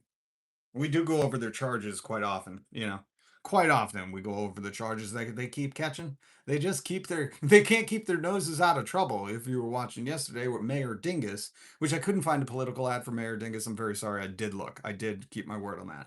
But Mayor Dingus was caught sniffing teenage high schoolers' panties. Facing charges. Yep. Another MAGA guy. So yeah, we go over those quite often. Just to remind you who you are, MAGA. But when Donald Trump is asked about cutting black people out of Congress, he thinks it's a wonderful process. What do you say? Well, I think it's been a wonderful process. They've been the Democrats, or as I call the Democrats, because they are dumb in so many ways. They've redistricted for years, and now we took our shot, and it looks like we're going to pick up a lot of seats, and that's a good thing. That's a good thing. We want voters to have their choice. We want fair voting. We want fair elections. The Democrats have been cheating on elections for many years, and all we're doing is Elon Musk was caught. No punishments, because we don't punish the wealthy. I mean, I'd rather him punish for the Epstein files than anything. Release them, please. Release them. That's what this whole thing is about. Your groceries went up 40% because he's trying to hide that he's all over the Epstein files and did heinous things. That's why you're paying more for gas. Hate to break it to you. That's why they call them. That's what they call them that. Everybody's calling them that. Everybody's calling them that. Everybody's calling them that. Everybody. All right, without further ado, I had another clip to play with that one, but I just feel like how long we've been doing this? We've been doing this for a little while. We got to get to some Andrew Schultz. Now, if you don't know, this podcast is called Flagrant, boy. Flagrant. What is the exact definition of flagrant? Definition, not the podcast. An action, behavior, and error that is conspicuously, outrageously, or shockingly bad and cannot be ignored. Woo! Offensive. A violation of ethics, laws, and property. Publicly known to be disgraceful. I would stick with that. They are definitely disgraceful to the American podcasting scene. 100%. And I just wanted to give you that definition of flagrant. These bros are the most flagrant, man. Whew. We are bad boys to the bone. Bad boys to the bone. Is that the intro to Andrew Schultz song? Oh, are you guys ready for Flagrant? We are bad boys to the bone. Andrew, let me do the intro. You know how Joe Rogan has the sleep all day, fight Joe Rogan at night. You know that? If you've never seen Joe Rogan podcast, the Joe Rogan presents Peter Thiel's Friends and Company podcast. The beginning starts, they're like, hey, you gotta train all night, and then you fight Joe Rogan during the day. Eat your alpha pills. And I think we should do a Flagrant. Maybe that's what I should do. I should do an online campaign where I just make a bunch of fucking intros for Andrew Schultz and be like, come on, Schultz, give me the intro to your podcast, man. Throw a dog a bone. Because I go, are you ready for Andrew Schultz and the Flagrant podcast? These boys are bad to the bone. And then we'll have a doing sound effect at the end. Oh, shit. This is going to be good, Andrew. All right, let's listen to this cuck. And mind you, this is like a recent one. If you're like, oh, I loved Andrew because he was panty sniffing Donald Trump. He is about faced. He is about faced. Are you ready? Listen to that. Listen to Andrew now. If Andrew only knew he's talking about his previous self. He's hardcore dissing his off-air persona. Somebody's like, yeah, obviously the Pope doesn't know what's in the Bible. Trump knows what's in the Bible. No, he did not say that. He said, Again, I don't understand anybody watching a podcast that's like, I don't, he did not say that thing that was widely broadcast everywhere and went viral, and then fucking they had to send somebody, Marco Rubio, to go meet the Pope. What? That didn't happen. Like, how are you getting news from people like Tim Pool, who was bribed by Russia, and fucking Andrew Schultz, who's like, no way, he talked to the Pope? What? Say what? I'm like, Schultz is such a fucking poser. He's the hardest poser ever. Say what, fresh? Oh, diggity, man. Skibbity risma. He did not say that. You did not. What the fuck is this? I imagine this is what like 35-year-old men think 21-year-old men think is cool. I think that's the whole podcast. The whole podcast scene is filled with a bunch of 40-year-old fucking losers that are like, you know what, we're gonna impress these 20-year-olds by saying, like, man, we don't have kids. What? By choice. What? What? Fresh. Buy my sneakers. You know, like that's this whole podcast to me. Because I don't know. Here's the thing, young men. When you grow up to be my age, you're going to look back at this moment in time and be like, ah, such a dickhead. I wish my dad never left me. You know, that's really going to be your biggest regret. You're going to be like, I look to Andrew Schultz as a father figure, not because he fucking just dyed his mustache brown so he didn't have to, you know, just for men gray, you know, like not just because of that embarrassing thing, but because of their takes on shit. You know, like you went along for the ride, and I don't blame you. You know, your dad left, groceries are up 40%. He couldn't fucking haul those groceries anywhere, man. You know, he's like, sorry to say it, son. Lesser mouths to feed. Everybody on their own. And that's why you grew up to say, like, everybody on their own. Every American should starve as long as I'm eating. That's why we get those comments. We get those comments. We get people coming in here being like, some of us are eating good. That was a real comment from someone earlier. I just want to point out they learned that from their dad before their dad left them forever. So they go to people like Andrew Schultz and they're like, well, my dad said he's eating good in the fucking letter he sent me. He said he's going to Long John Silver's every Tuesday for bottomless shrimp. And I just imagine it's awesome. Sometimes I sit there on Tuesday nights asking my mom if I can have shrimp like I'm having dinner with my dad. So you learn that. So you think what it is to be an American is to want other people to suffer. And that's unfortunate because really you're going to grow up and look back and I was trying to say regret and hate yourself, but I called it regret yourself. New word. Dr. Oz, put it in the Oz book. All right, let's get back to Schultz. This is, by the way, this is 2026 Schultz. If you're wondering why he's such a pussy, bussy. If you're wondering why Andrew Schultz is such a boy pussy, a bussy, it's because it's 2026 Schultz, and he realized that, ooh, my wallet isn't getting any thinner, but my audience can't buy my, what does he sell? Men's socks. I don't know what he sells. Me undies, you know. I don't know what he's selling something. I think it's like in his podcast it was like attorney ads and like cookies or something. You know. No, people aren't gonna need a cookie anymore. So it's my protein cookies. Let's get back to 2026 Andrew Schultz. And then I'll show you Donald Trump panty sniffer Andrew Schultz. it's like, yeah, obviously the Pope doesn't know what's in the Bible. Trump knows what's in the Bible. No, he did not say that. He said, like, based off of the rhetoric going on, obviously Trump must know more about Christianity than the Pope. Sarcastically, yeah, no, it's Yo, Dude, again, who is listening to Andrew Schultz being like, this is the guy I would really trust to give me fucking, you know, input on the day? The guy who's like sarcastically or serious. Because Donald Trump and his fucking horde of goons are usually pretty sarcastic when they're made fun of. You know, when they're going to our war with Iran. No, that's Iran who does the good trolling. You know, they're not sarcastic. They're fucking pathetic, thin-skinned goons, man. All right, Schultz, what do you got to say now? what is going on? Yo, that's my job to just not for that motherfucker. Yo, dogs. Yo, students. Yo, my Christian college friends, my Mormons. That is a hard job to be capping for that president all day. You know, I wish he would like let his syllables hang like the fucking wannabe he is. Let it hang, Andrew. You know? Or you could start saying what I'm saying. I'm trying to say you go girl more. You go girl. Oh, come on, Schulte. Yo, that's a hard job to just cap for that motherfucker. Yeah, that's a hard job to just be capping on the motherfucker all the time. You know what I mean? Capping. The kids taught me that means lie. And I said, why? And they couldn't explain it. But capping, if you're Andrew Schultz's age but don't want to sound like a douchebag, that just means lying. And I just want to play this again because it is funny to hear, what is he, 45? A 45-year-old man be like, yo, it's got to be tough to be capping for that man.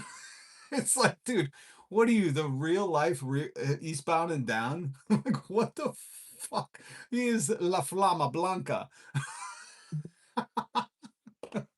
I feel like Andrew Schultz's whole persona is like, I'm gonna be every Danny McBride character rolled into one, and people think that's cool, and they don't know, like, Danny, like, that's cool in a TV show.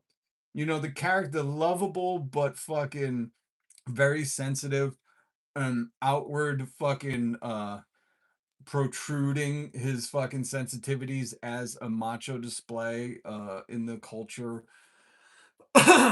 is kind of redeemable in a show, but as like a human, no one wants to be around that.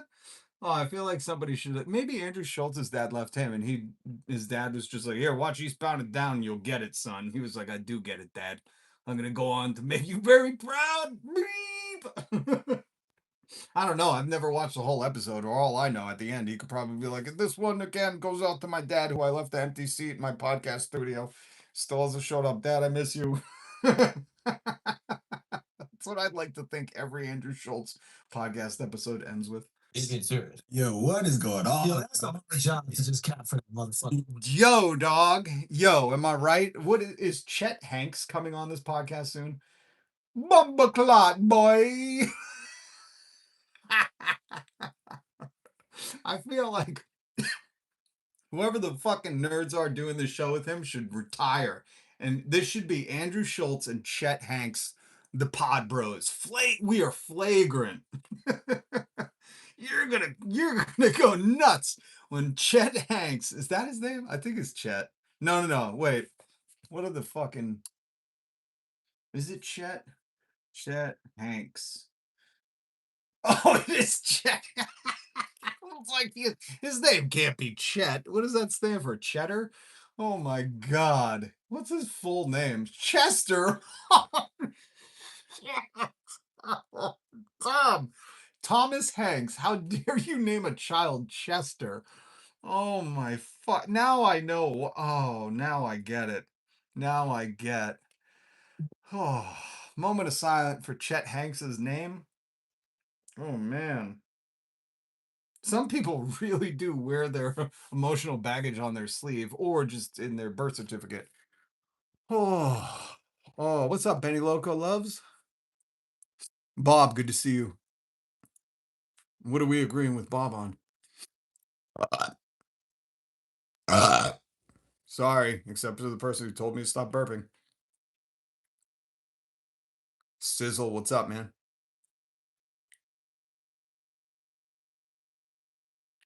Most of the words invented were fine, except mewing. I loathe that one. Yeah, what are the new words? What are the new words? I know we got I know Andrew Schultz makes it sound fucking cool to say capping. I'll play the whole clip. I hope maybe later in the clip he says mewing. Yo, these stupid maggots be mewing all the time, you know what I mean? When they're not capping. It's serious. It just sounds so forced, You're like, it's okay, buddy. You're losing the young. You're looking at your YouTube stats, and the 18 to 25 audience is kind of going away because they have no future, and you kind of sold them into that. So they're abandoning you. You don't have to say capping. You don't. Please don't. Please don't. I mean, save it for when you're on Roblox or whatever. But please stop. Basically, we're dead fucking serious. Yo, what is going on? Yo, that's a hard job to just cap for that motherfucker. Just let it go, man. He's fucking up everything. Just call it what it is. Like, you don't have to fucking cap for this dude. Like, I see that guy Scott Jennings, he's losing hair. Yo. Guys on CNN and his jobs just been. Am I right? Am I right? Mew. He's losing hair. Ah, now I get why people tune into this. This is funny. Not in the way you think it's funny. Not in like, oh, that was a good joke. I think it's funny that I'm listening to, I don't know, a 40-year-old guy being like, yo, these homies be capping all the time. Anyways. Like, how do you talk like this and have a MAGA base? I thought they were calling you a fucking DEI queen, you know? How are you speaking like this and have a MAGA base? I guess it's your skin color. That guy Scott Jennings, he's losing hair. The guys on CNN and his jobs just be like everything Trump is doing is right. You could tell he is stressed. Yo, stressed. I love this. Is so. This reminds me of a Tim Robinson. I think you should leave now skit. You know, like the really old guy is trying to convince a young audience, like, yo, man, we be fresh here. We be fresh and fit. Buy my prepackaged meals right now. He's cursing at little teenagers they got out there arguing them. CNN guy's younger than the last one. Yeah. Right? He's like a 14-year-old putting his finger in his face. Get your fucking hand out of my face. He's trying because there's no way. Like, how look open and straight. Okay. This is Andrew Schultz ushering in the closure of Hormuz. I'm not going to play all of it for you, but I just want to play a little bit because, man, when I see a 2 million subbed Flagrant podcast, my brain immediately I go, these guys, they're getting a presidential candidate on. Oh, be careful. Yo, these boys best be capping or whatever. That's the thing. When I was growing up, if they said they're capping on you, that meant they were making fun of you. How did it turn into lying? This is interesting. This is fascinating to me. Anyways, when I see a podcast titled Flagrant, yo, these boys best be capping on this dude. Best be meow. Or what do they just say meow? Yo, right? Skibbity Riz. So let's see if the Flagrant boys hold up to their name. You know, I do a thing called a weave. And there are those that are fair that say, this guy is so genius. Everybody's saying it, sir. So genius. And then others would say, oh, he rambled. I don't ramble. If I saw the story, what you do is you weave things and you do it. You have to have certain. Did I miss something that was that funny, Andrew? Okay. You need an extraordinary memory because you have. Remember, this was in October 9th, 2024, right before the election. A little boost to the ego, a little boost for both the boys' undercarriages, a little ba ba ba ba ba. A little I come on and stroke yours, and you come on and stroke mine, and we all. And now Andrew Schultz is like, yo, those MAGA chuds be capping on this fool all day, girl. Interesting, Andrew. I wonder why they be capping so hard, Andrew. Nothing to do with you, right, Andrew? You had this guy on. You could have pressed him. And instead you laughed like a fucking high schooler going to a Russell Brand comedy show. I have to come back to where you started. Yes. The wave is only good if we come back for that. That's true. Yeah. Yo, they don't give you credit for that, homeboy. I feel like they should all talk with the Mordecai and Rigby regular show fucking accent. Like, this is the only way I find this acceptable. If they started playing fucking regular show clips.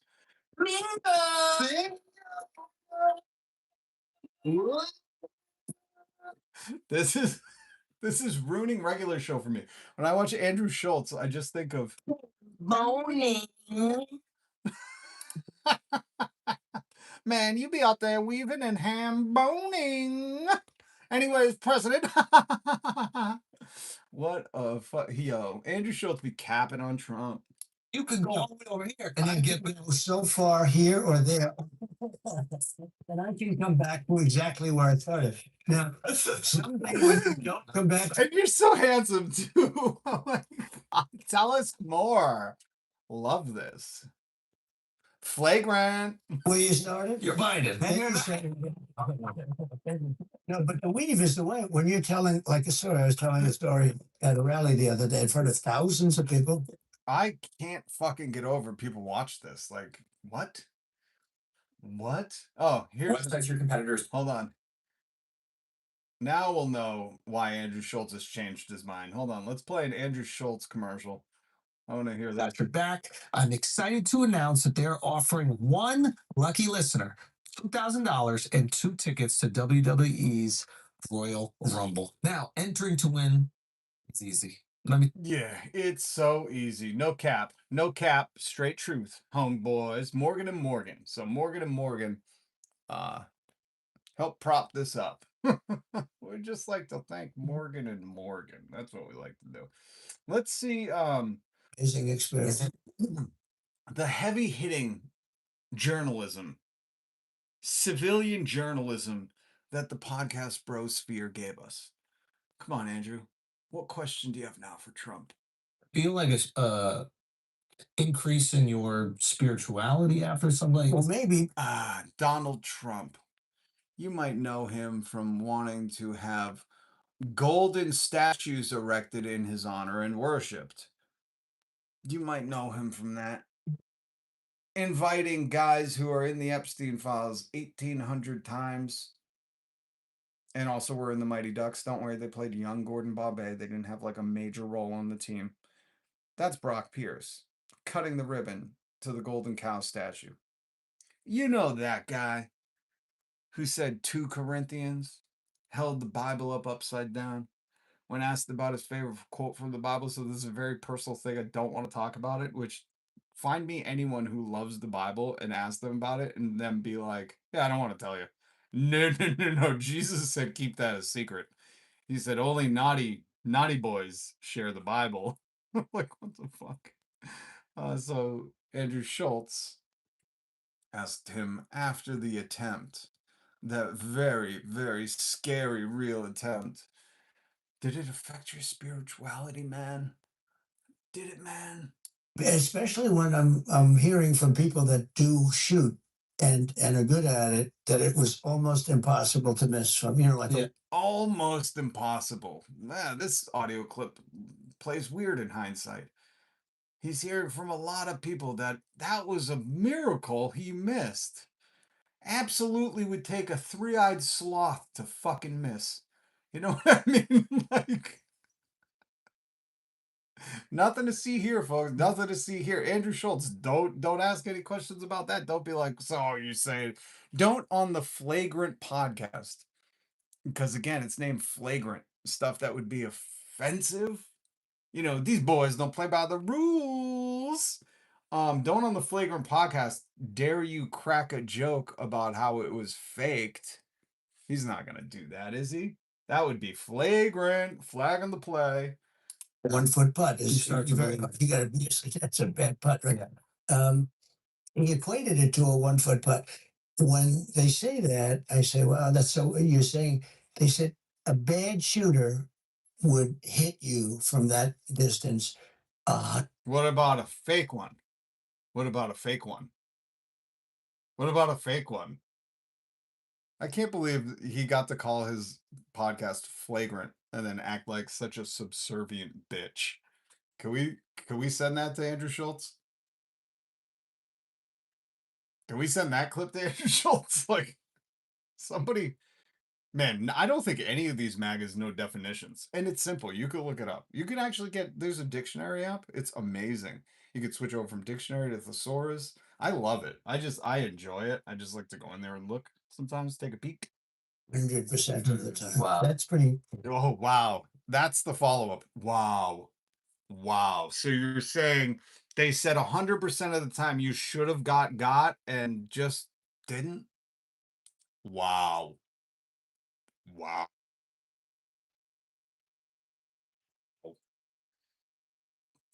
What the fuck are we listening to? Is this just state propaganda? Is this just... What? I can't believe Andrew Schultz has the balls to sit in front of his audience today and be like, yo, these megas be capping for this dude. I fucking cannot get over this. I can't get over. Just cap for that motherfucker, man. Like, just let it go, man. He's fucking up everything. Just call it. Yo, just move on. Just a short time ago. That's pretty good. Yeah. And here I am. We're doing this wonderful interview with Yeah. four geniuses that are Oh, Andrew like that. He's like, you're right, sir. Tell me more. Tell me more, and then let me tell you a little. We'll do a lick for lick. honest pistols, right? Likewise, sir. Likewise, sir. What a bunch of fucking chodes. Oh my. Dude, what is somebody in the comments was like, I like him because he's funny. What is funny about this? Is it funny the fact that you have 4 adult men sitting there groveling at the heels of a fucking pedo? Like, that's hilarious to me that, like, this is all on camera. Like, I feel like that guy in Congress who would be like, I'd like to enter into the record that Andrew Schultz had him on, ask no questions besides, do you think he got more spiritual? Like, what the fuck is this? Dude, rename your podcast. This is the opposite of Flagrant. This is like fucking, what's the opposite of Flagrant? I need an antonym. Antonym of Flagrant. Unobtrusive. Yo, Andrew Schultz, rename your podcast to Unobtrusive. That's it. That's what you're calling it now. The Unobtrusive Podcast. pretty good stuff you got. So anyway, but here we are. Who do you think tried to take you out? So I'm going to give you. No one. He just alleged to that. He was just like, they said a million times, even the worst shooter could have got me. And your next question is, like, who do you think was trying to do that, man? You think it's like those radical woke lefters? This is fucking hilarious. This is so funny. Yo. All right, let's get to why we're being ripped off. For the people, they loved him. I said, Shinzo, look, we can't do this. The trade deal is so bad. We're friends, but I have to renegotiate the trade deal. And he said to me, I knew that would happen. I said, why did you know? The face. Yo, you could tell this man's an actor, not only because he tries to pull off the word cap, but the look right now, he's like, Shinzo Abe was like, I knew this was gonna happen. Yo, what a tough guy. No research, no follow-up, no questioning, just Now this is the shit I like to get my presidential election news from. Absolutely no pushback, just a firm, manly I wish I could get that as a goddamn sound effect. Holy shit. The trade deal is so bad. We're friends, but I have to renegotiate the trade deal. And he said to me, I knew that would happen. I said, why did you know? Yo, that is the male grunt that can be like a lion's roar, can be heard for 5 miles. You know, that's the crazy thing. You don't know about this. I'll give you the Criterion Edition Blu-ray copy of this. When Andrew Schultz and Oshkosh Bagosh, or whoever the fuck is in there, when they did that together, that was a guttural sound that triggered their audience, just like how you can't play an EAS test online because it will trigger the systems. That guttural, manly alpha signaled to their audience that they are lead Skibbity Rizma. They are the Skibbity boys, and they will demand respect their authority. So when you hear that, I mean, and not a lot of people are telling you, it's a very subtle reptilian esque communication. It's like how they study whales communicating underwater, and they're like, it's not just the sound and the pitch and the frequency, but it's also the vibration. The vibration can carry for miles and miles. And when Andrew Schultz and Oshkosh Bagosh, my Dosh, who got cucked and choded by his wife, is she still with him? What a pathetic again, I can't believe these guys are on a Flagrant podcast. They're like, yo, we be the toughest boys, no cap. And then the dude like marries the first girl he's ever met, does like a whole comedy special on how like, yo guys, I'm getting married. I swear to God, this is a Tim. I live not in a simulation, but in a Tim Robinson sketch. If you haven't seen I Think You Should Leave Now, watch it, okay? And you'll get why I feel like that is more real than anything else. Because, like, these motherfuckers, they're like, yo, we be the tough boys. We be so flagrant. I met this girl and now I'm marrying her because she's a virgin. But turns out she slept with 1 million people because I'm stupid, don't know how to use Facebook and MySpace and couldn't fucking look it up. So I got doted.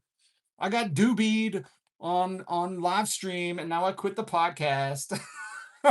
That's the whole summary of the Oshkosh Bagosh fucking YouTube dilemma, or from what I've surmised from it.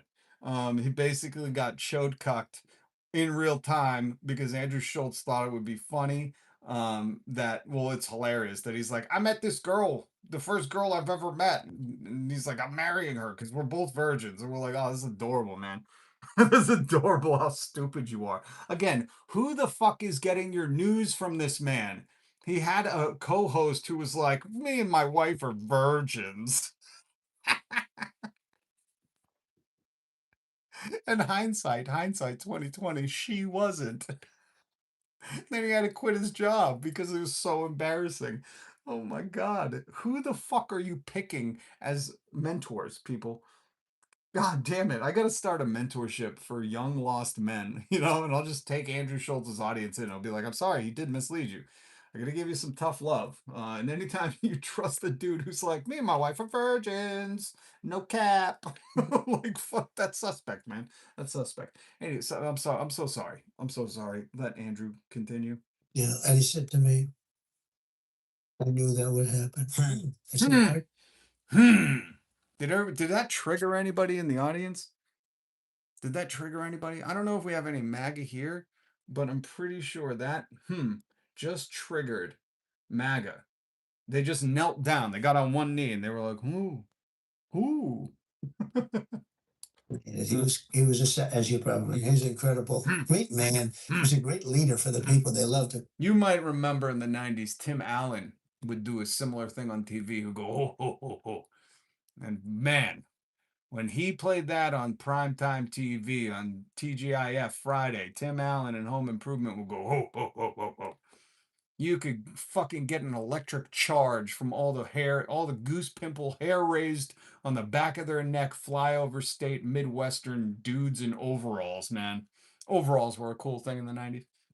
But man, you could get a shock from that fucking electrical charge coming out of the Midwest when Tim Allen went ho ho ho ho or whatever he did. I don't know. I still don't get how that was like a funny thing. But that's what you're seeing duplicated here. If you're like, I've heard that guttural alpha skibbity riz calling before. I've heard that. Yeah, it was Tim Allen who did it first. The who. That's men being subservient to each other. When they don't ask any questions and they just have to go, oh.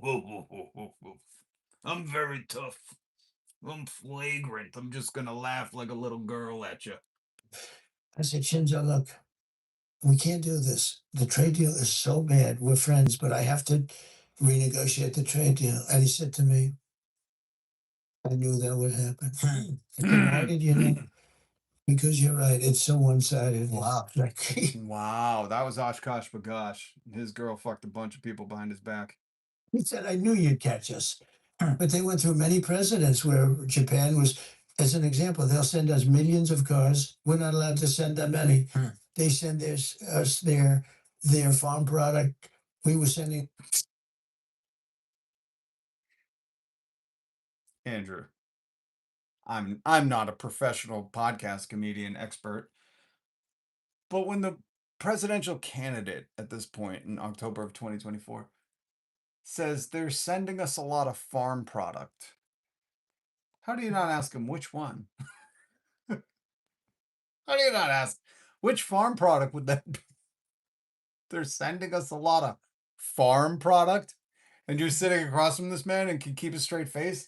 This is fucking hilarious. The amount of stupidity in this room is way more than the testosterone. Let me tell you that.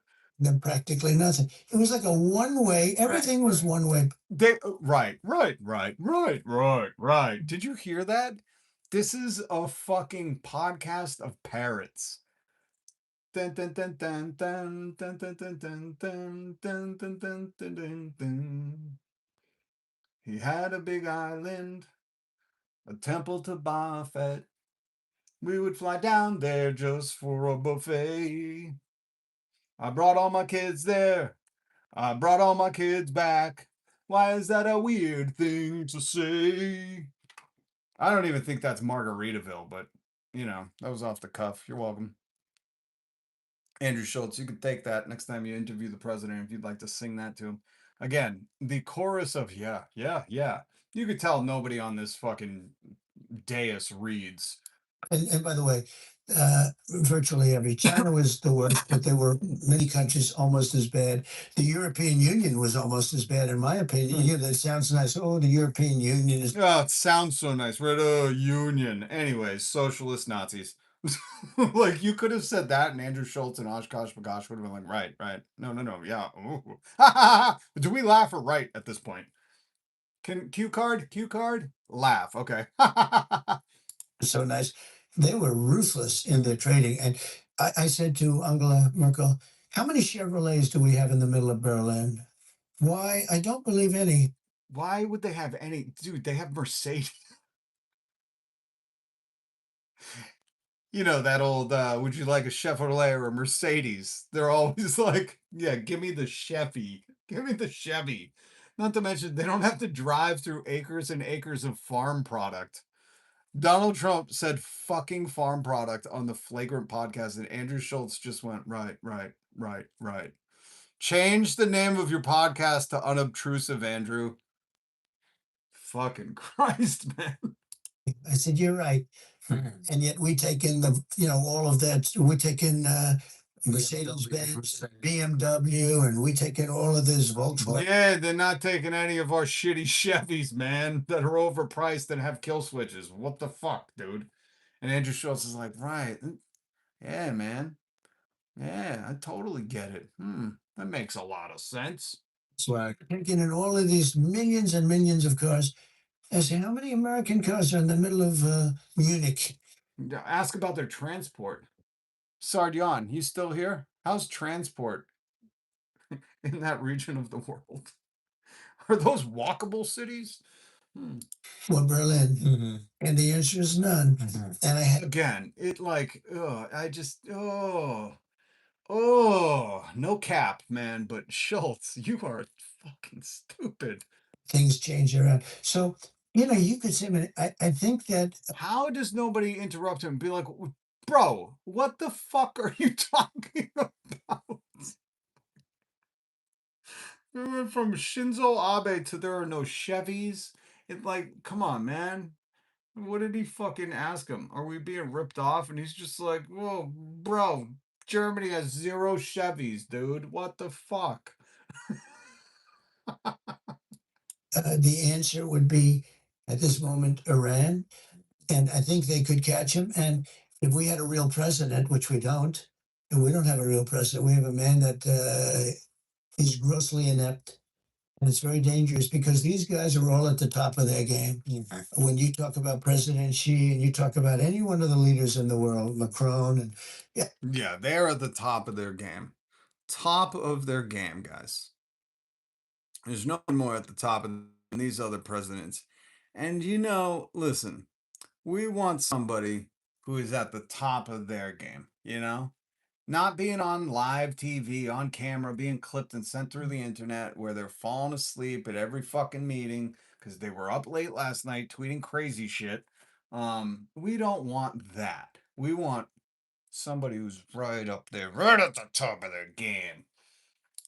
he's a smart guy. He's all for France. I mean, he would take the shirt off your back if you didn't know what you were doing. So when you're with these guys, are these guys all sharks? Yeah, And you can sense the energy immediately? yeah, not all.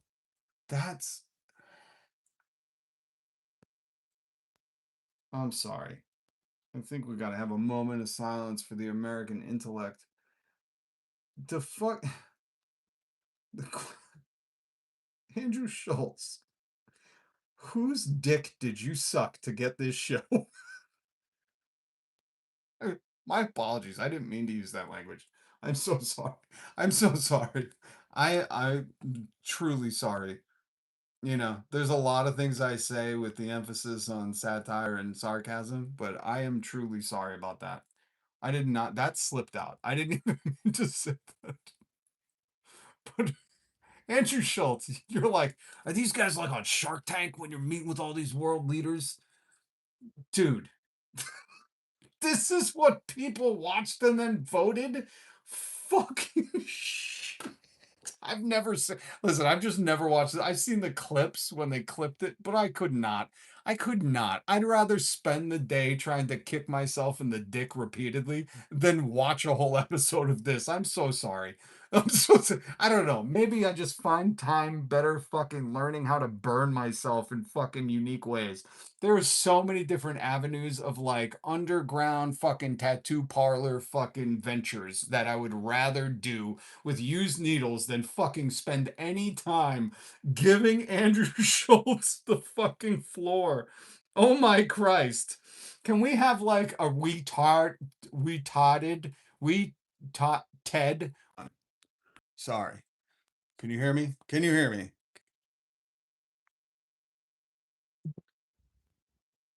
Lowest common denominator, nicest way. We so fucking retarded. Yes. So Audrey, okay. So that's what I was trying to say. Can we, you know, TED Talks? What I'm trying to get at is, do you know how TED Talks, and then they like sold out TED Talks, and you can do like TEDx Sacramento, and it's just like some fucking dude that won't leave Circle K, and he's like, oh, I got a great one, man. I got a fucking great one. These data centers are actually surveillance, and then it turned out to be a really good TED Talk Sacramento.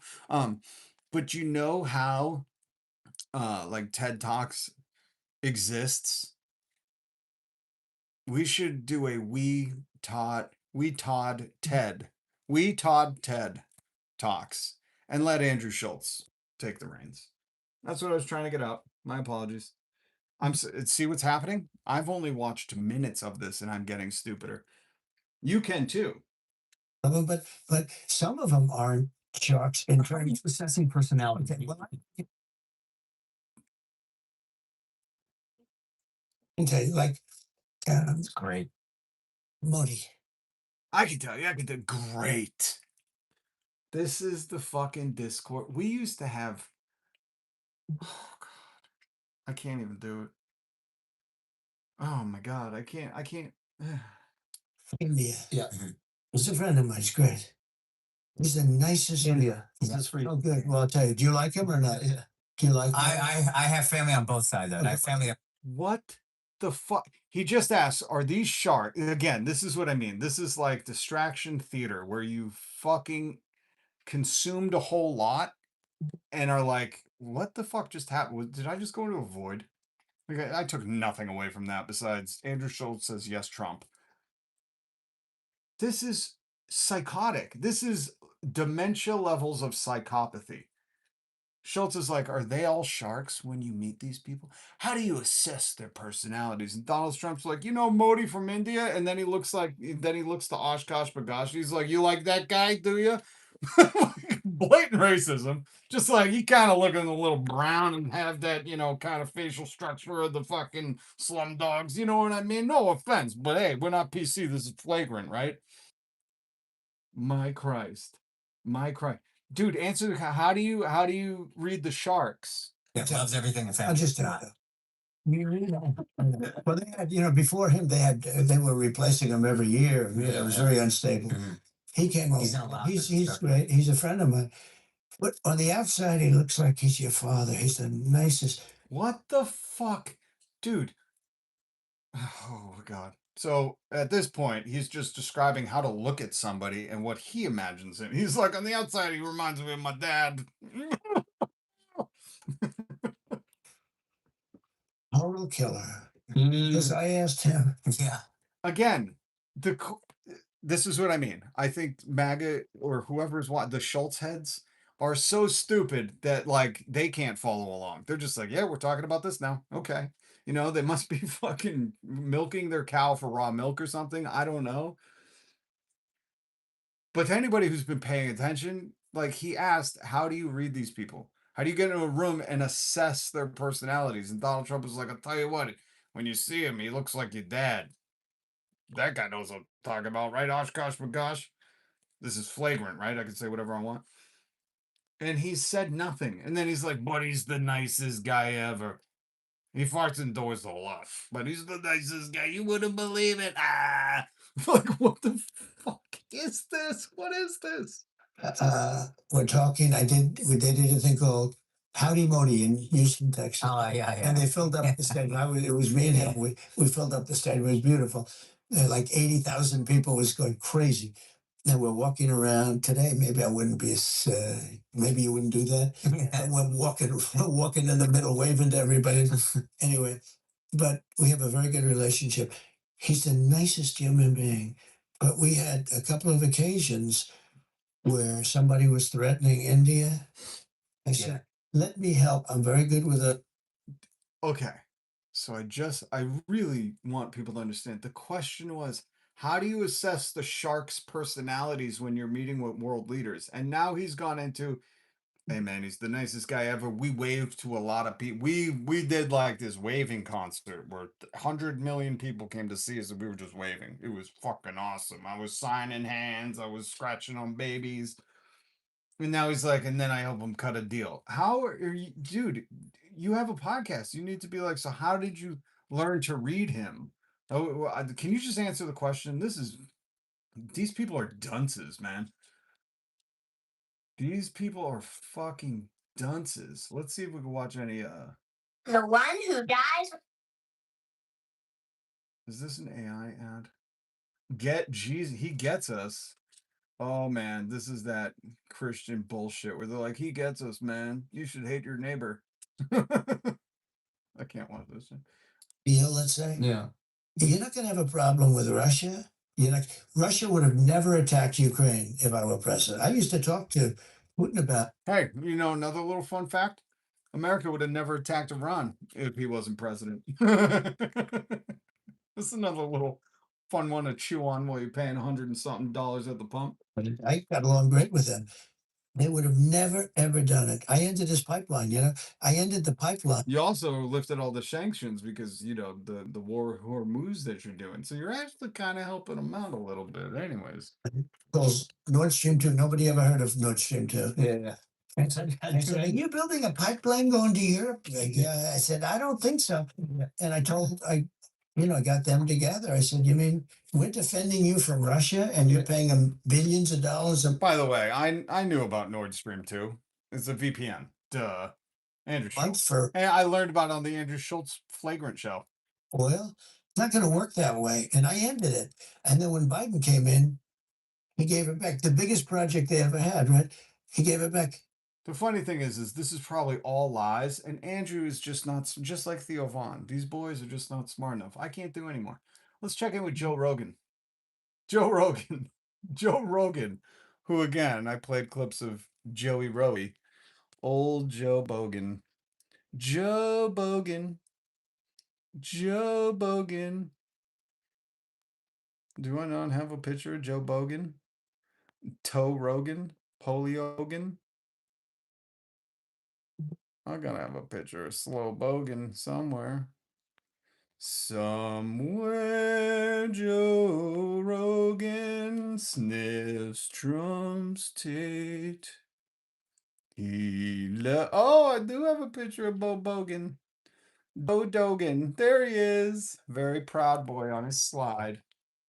Joe Rogan, who owns a slide like this and voted for Trump because, of course, can you hear me? Can you hear me? Trump also screwed up with the Doha Agreement. That's what I'm saying. I'm not going to go look into this stuff, but that's all lies. It's all lies. I can just tell you, as somebody who's dealt with a pathological liar like the president is, it's all lies. And he just knows these boys are too stupid and want the money, money, money to question anything or look anything up. They're like, hey, we're having the president on. Let's go do beers. No cap. Oh my God, I've been here for 52 minutes and just realized that the Audrey in the chat is toxic Audrey. It is. Good to see you. Toxie. What were we talking about? What were we talking about? Oh, Joe Bogies. Joe Bogies, who helped elect Trump. He had him on acknowledging that he could rebrand Donald Trump. He could give him a nice, clean, white spin cycle through the PR machine of the Joe Rogan presented by Peter Thiel and Palantir's Spotify podcast. This is state prompt up media. That's all this is. We have North Korean news lady here, and his name is Joe Rogan. And now Joe Rogan seems to be catching it in the comments and changing his little dialogue. Joe, don't walk away from this. You ushered it in. You're in the White House. You fucking like to use it when it suits you. But you got to think of people that don't live on a 100-acre elk farm and have an indoor fucking in-ground pool with the ice bath and a sauna, and that struggle to afford the 40% more expensive groceries that you probably don't even know what you pay for food and don't have a $50 million yacht. You got to think of those people, you know, Joe? Right. Most people in America do not support this war. He's hearing it in the comments. I'm not going to read them, but he's hearing it in the comments. It's the large percentage of people think it was a bad idea. What are your thoughts? I don't think it's a good idea. Why? But because first of all, it doesn't seem to have a clear resolution. Right. That's why. No clear resolution, Joe. It's like we went over there because we were told that they were very close to developing a nuclear weapon. But if you pay attention to I just would like to point something out. I love how the guy who branded himself as just asking questions, I'm just a bro asking questions, is like, they told us, you hear that?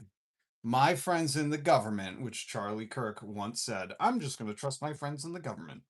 The guy who believes in flat earth, saunas can cure whatever, goes to his equestrian veterinarian, that's just a horse doctor for layman, to get his butt paste or whatever it is. That guy who questions everything is about to say what?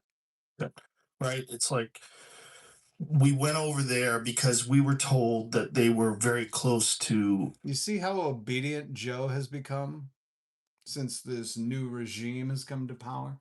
We went over there because we were told, and you know the old Joe Rogan slogan, we were told and we believed. We don't ask questions. He's just a bro not asking questions now. That's all. I just want to point that out. This is a little thing that I happen to notice. I don't know if you did. Developing a nuclear weapon. But if you pay attention to what Netanyahu has said over the last few decades, it's always. Oh, Joe, the last few decades. Why did you elect Trump then? Been they're a year away, they're 2 months away, they're whatever it is. I mean, he's been doing this forever, ever since It's Joe, let me calm your mind. They've been dangerous 2 weeks away, 4 decades now. It's a dangerous amount of 2 weeks, Joe. And you can't fuck around with that. Just get on board. Get on board your Donald Trump yacht. spoke at the UN and had that giant cartoon bomb. Remember the fucking Looney Tunes bomb? Yeah, when he's With the moving percentage of I remember that. enrichment of uranium. Yeah, it's funny how Joe can remember all these things, but when he has the president on, he doesn't ask him a damn lick about it.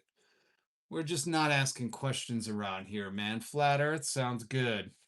Saunas can cure everything. Okay. Elk meat? You know? Skibbity Riz Alpha Boy brain pills, they make your memory good. And then the next day, I just lied to Theo Vaughn about where I was when Charlie Kirk got. They didn't make my memory good. He's wanted this for a long time. There's also a deep concern that he is only in office because of the war, and he has corruption charges in Israel. Yeah, there's a deep concern that that could be a thing. It might be, but there's also a deep concern about it. I love the placement of Joe's words. Delicious. And that in order for him to stay in power and for him to avoid going to trial. Joe, you should go to trial. Oh man, I wanted to play this for you, but there is some good stuff out there today, and I can't do all of the news, all of it today. But Hassan has a great video about Trump going to China. He's a funny boy. Giant marquee name comes through on your caller ID, and it's like winning. You don't hear anything creepy or gross about him. Robin Williams? Oh yeah, I miss him too. Amazing. Robin Williams taught me a thing or two with his existence. 100%. I wish I could play some Rob Williams. I don't think I would keep playing. I would love to play some music for you and some comedy, but then my channel gets dinged. Ding.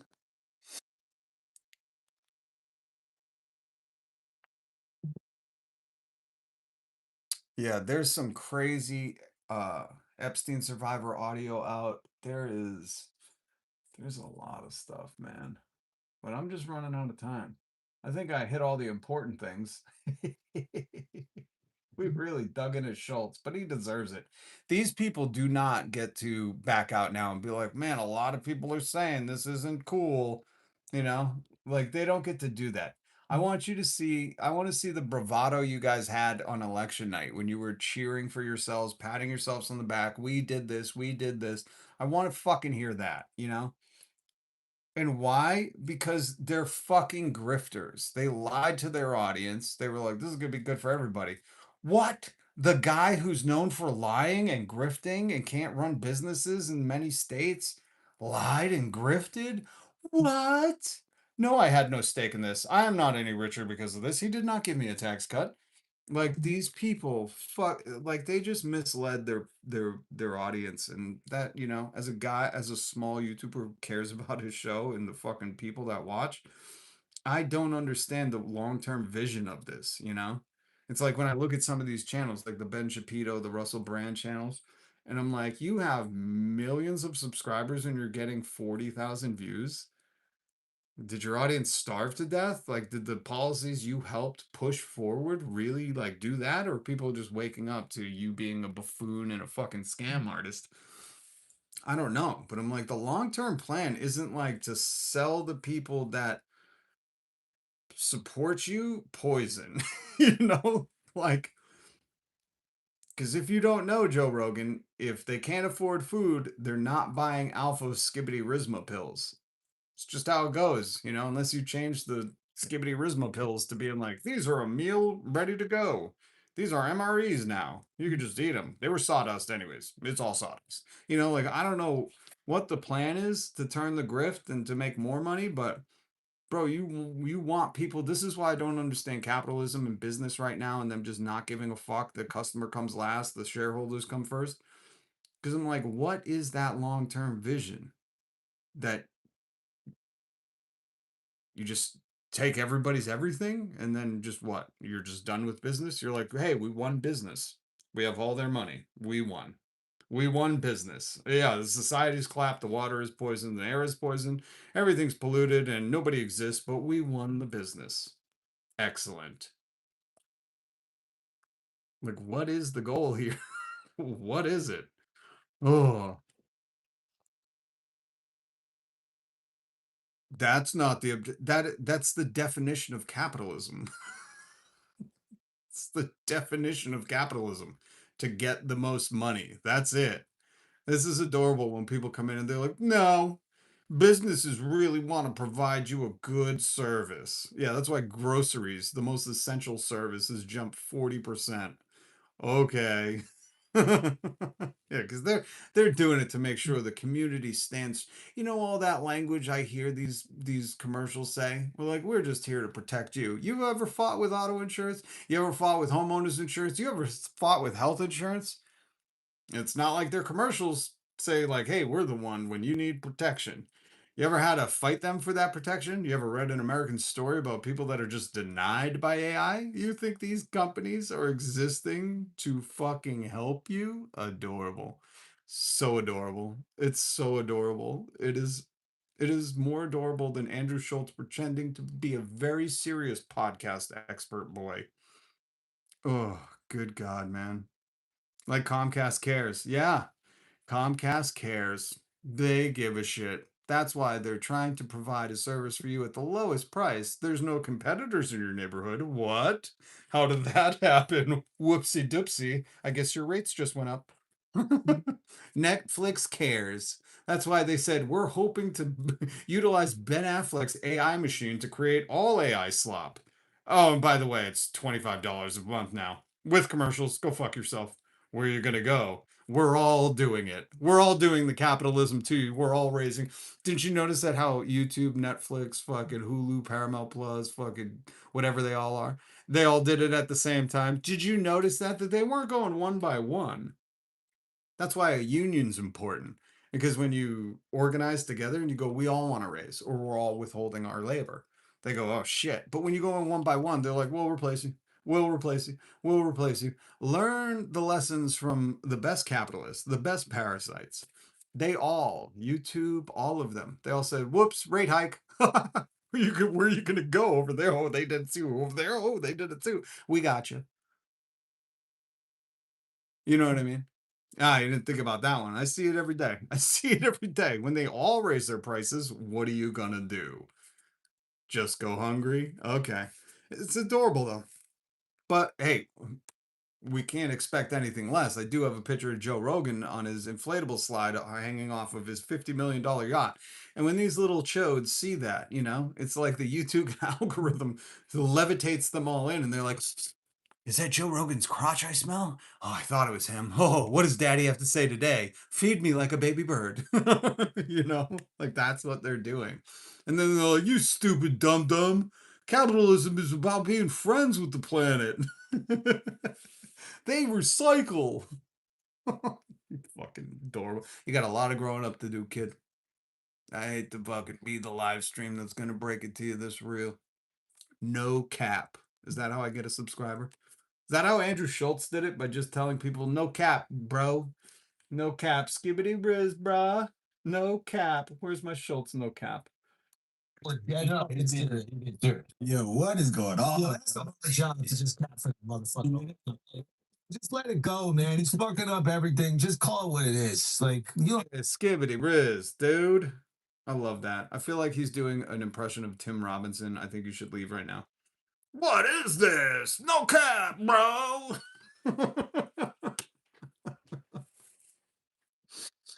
It's the crooner taxi.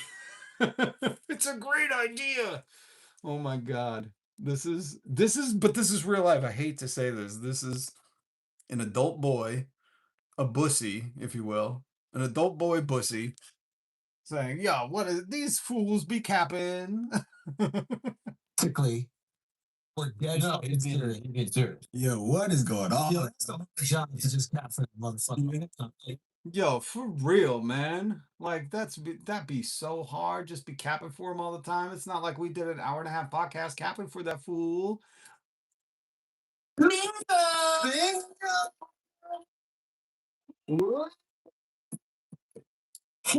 Moaning. Duh. And oh my god. Yeah, it must be hard just capping for the fool all the time. Just give it up like we did. We got our money.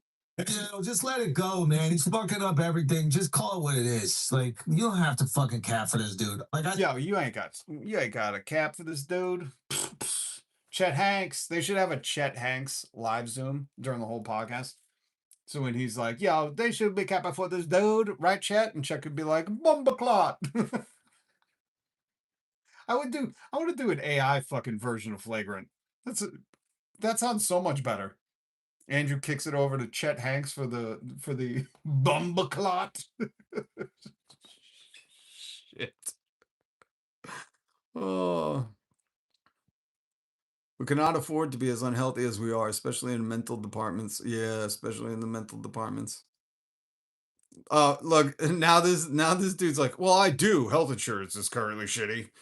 Well, I do. What do you think gave us health insurance? What do you think fucking system of exploitation was like? Don't let the people use their tax money for their health care. That would be, let's call it socialism. That would be getting something that they paid into. What we should do is we have all these hospitals and doctors right over here that have to assess and then mitigate and cure the people, right? They have to deal with the people that are ill. What if we created a whole other system that had to give it the okay? Oh yeah, and you have to pay that system every fucking month or week or whatever your paycheck is. No, no, no, you're not paying the doctors. No, no. You're paying, we'll call it insurance. You want to be insured against something happening to you. So of course you're going to pay in. It's your health after all, you die. And what if we just got them to pay every month? And then when they needed to use it, they could just use like a robot to be like, nah, fuck you. And they could post record profits. And then we could sell that to a board of investors. Yes, that's it. And we'll all make money off of it. Who do you think brought you that? Who the fuck think brought you that, man? That is capitalism in a nutshell. What are you fucking crazy, dude? You're like, yeah, man, I like all the capitalism except the insurance part. That is definition of capitalism. Being a parasite, not doing any fucking work, and just being like, you have to pay me, and then no, no, no, you can't use what you paid for. That is capitalism. That's how we're getting a trillionaire. That's how we got billionaires. You think these fucking dumb boys are out there working? No, no, no. They sit in front of cameras and tell you to work harder while they exploit you. That's it, man. I hate to be the one who pulled the fucking wool from out from under your eyes. Oh, who would be paying the taxes? Well, the billionaires, but I mean, essentially, we could just use our own tech. This is the other thing. I just hope I feel like I have to reiterate this a lot. You guys know when you do pay taxes every year, you're not getting anything in return. You're getting nothing. You got a war, higher gas prices. You're paying for criminals to run this empire and hide the Epstein files.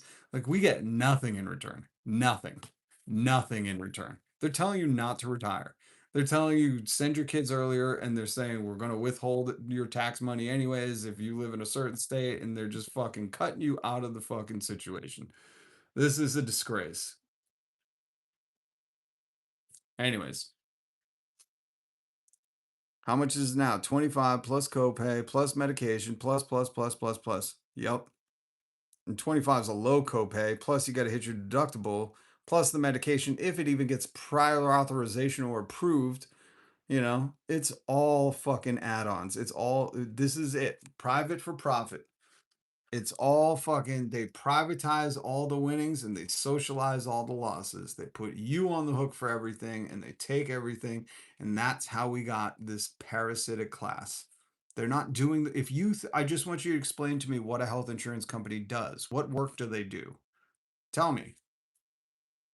They're not in the surgery room. They're not diagnosing you. They're not coming up with cures. What does a health insurance company do? What product do they provide besides denials?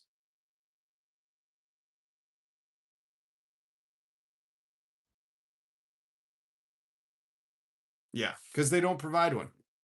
They just legalized murking of American citizens. That's it. That's it. And with that, I think we'll end on a happy note. Because you guys just got Boning.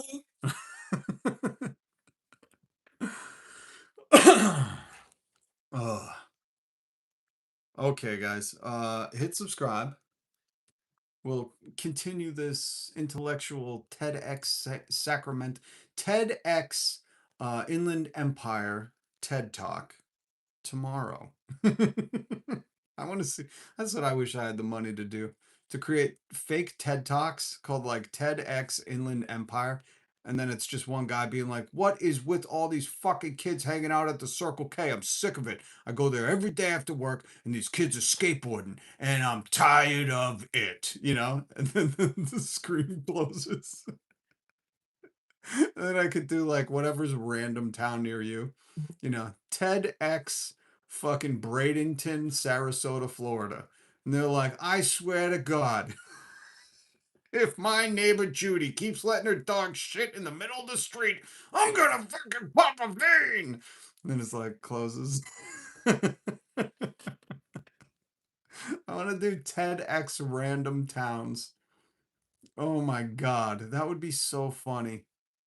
So funny. People just letting their gripes out on Ted.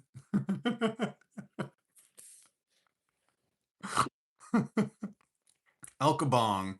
Hey, thank you for the gold coin. Appreciate that.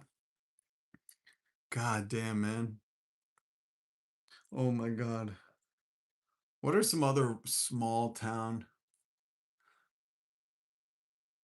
TEDx Badlands? What is that, South Dakota? Where was Mayor Dingus from? Richland, Ohio. TEDx Richland, Ohio. And it's just like teenage girls coming out being like, that goddamn principal keeps sniffing all our panties. We gotta buy a flock camera for our bedroom. I hope he goes to prison.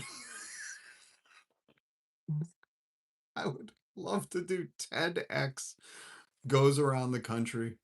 Oh my God. Oh my God. That would be so fucking great. Oh, Sim, I have a great thing about red states and blue states that I really wanted to play for you. I closed it out. We'll play it tomorrow. If you don't follow Brian Allen on Twitter, he's amazing. He's so good, right? And he's talking about how all the fucking these aren't red and blue traditional political things. The red were the ones that make all the money. And then the federal government takes all that tax money and redistributes it, socialisms it, they communism it to the poor states, right? So you can see Massachusetts in there, California, fucking Texas, Minnesota. They're bringing in the most money, and then they have to send it to West fucking Virginia or whatever because, they don't care about their people. And it was fascinating, you know. So that New Mexico getting 342 back for every dollar sent, West Virginia getting 263 for every dollar they send, Kentucky 289 for every dollar they send. It's a super fascinating video. Um, and I think blue states and the states that are making the most money, we should just hold it back and let these fuckers figure it out. They're always talking fiscal responsibility bullshit, and turns out they're freeloading. These states are welfare queens. Also, this is Elon Musk tweeting on my way to Beijing in Air Force One. Like, this is a known criminal. Epstein, fucking also Epstein associate. He's a known criminal in Georgia because he was convicted or found guilty of fucking election fraud. On the Air Force One, and we just call it Lolita 2 if you get that reference. Going to what? Represent nobody that fucking chose for him to be there? Like, dude, this is insanity. And just so you know, Donald Trump on his trip to China is not thinking about you. He made that clear yesterday. He's like, I don't give a fuck about Americans' financial situation. He's like, yo, I'm bringing all my shadow presidents to China. Okay. All my shadow presidents to China. So just remember that. If you still think like Donald Trump has your best interest at heart. uh, you've watched it? Oh, it is good, Sim. It is good. See, I love that. I love that you're watching that kind of information. Missed the stream. Dang. Good to see you, Primal Screams. You missed a good one. We went hardcore on the Skibbity Boys on the Flagrant podcast. No cap. Oh man. We'll listen to some more No Cap tomorrow. But I just had to put that Schultz in his place. We've renamed his podcast. His podcast is now called Unobstructed. Because he unobstructs everybody. Maybe they just call it Playcation instead of Flagrant. Playcation. Welcome to the Playcation podcast, man, where we have all the important politicians on and we just go, no cap, bro.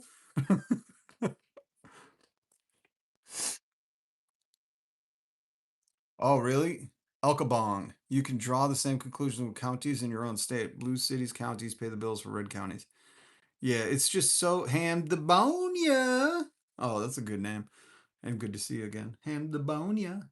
But I'll play that.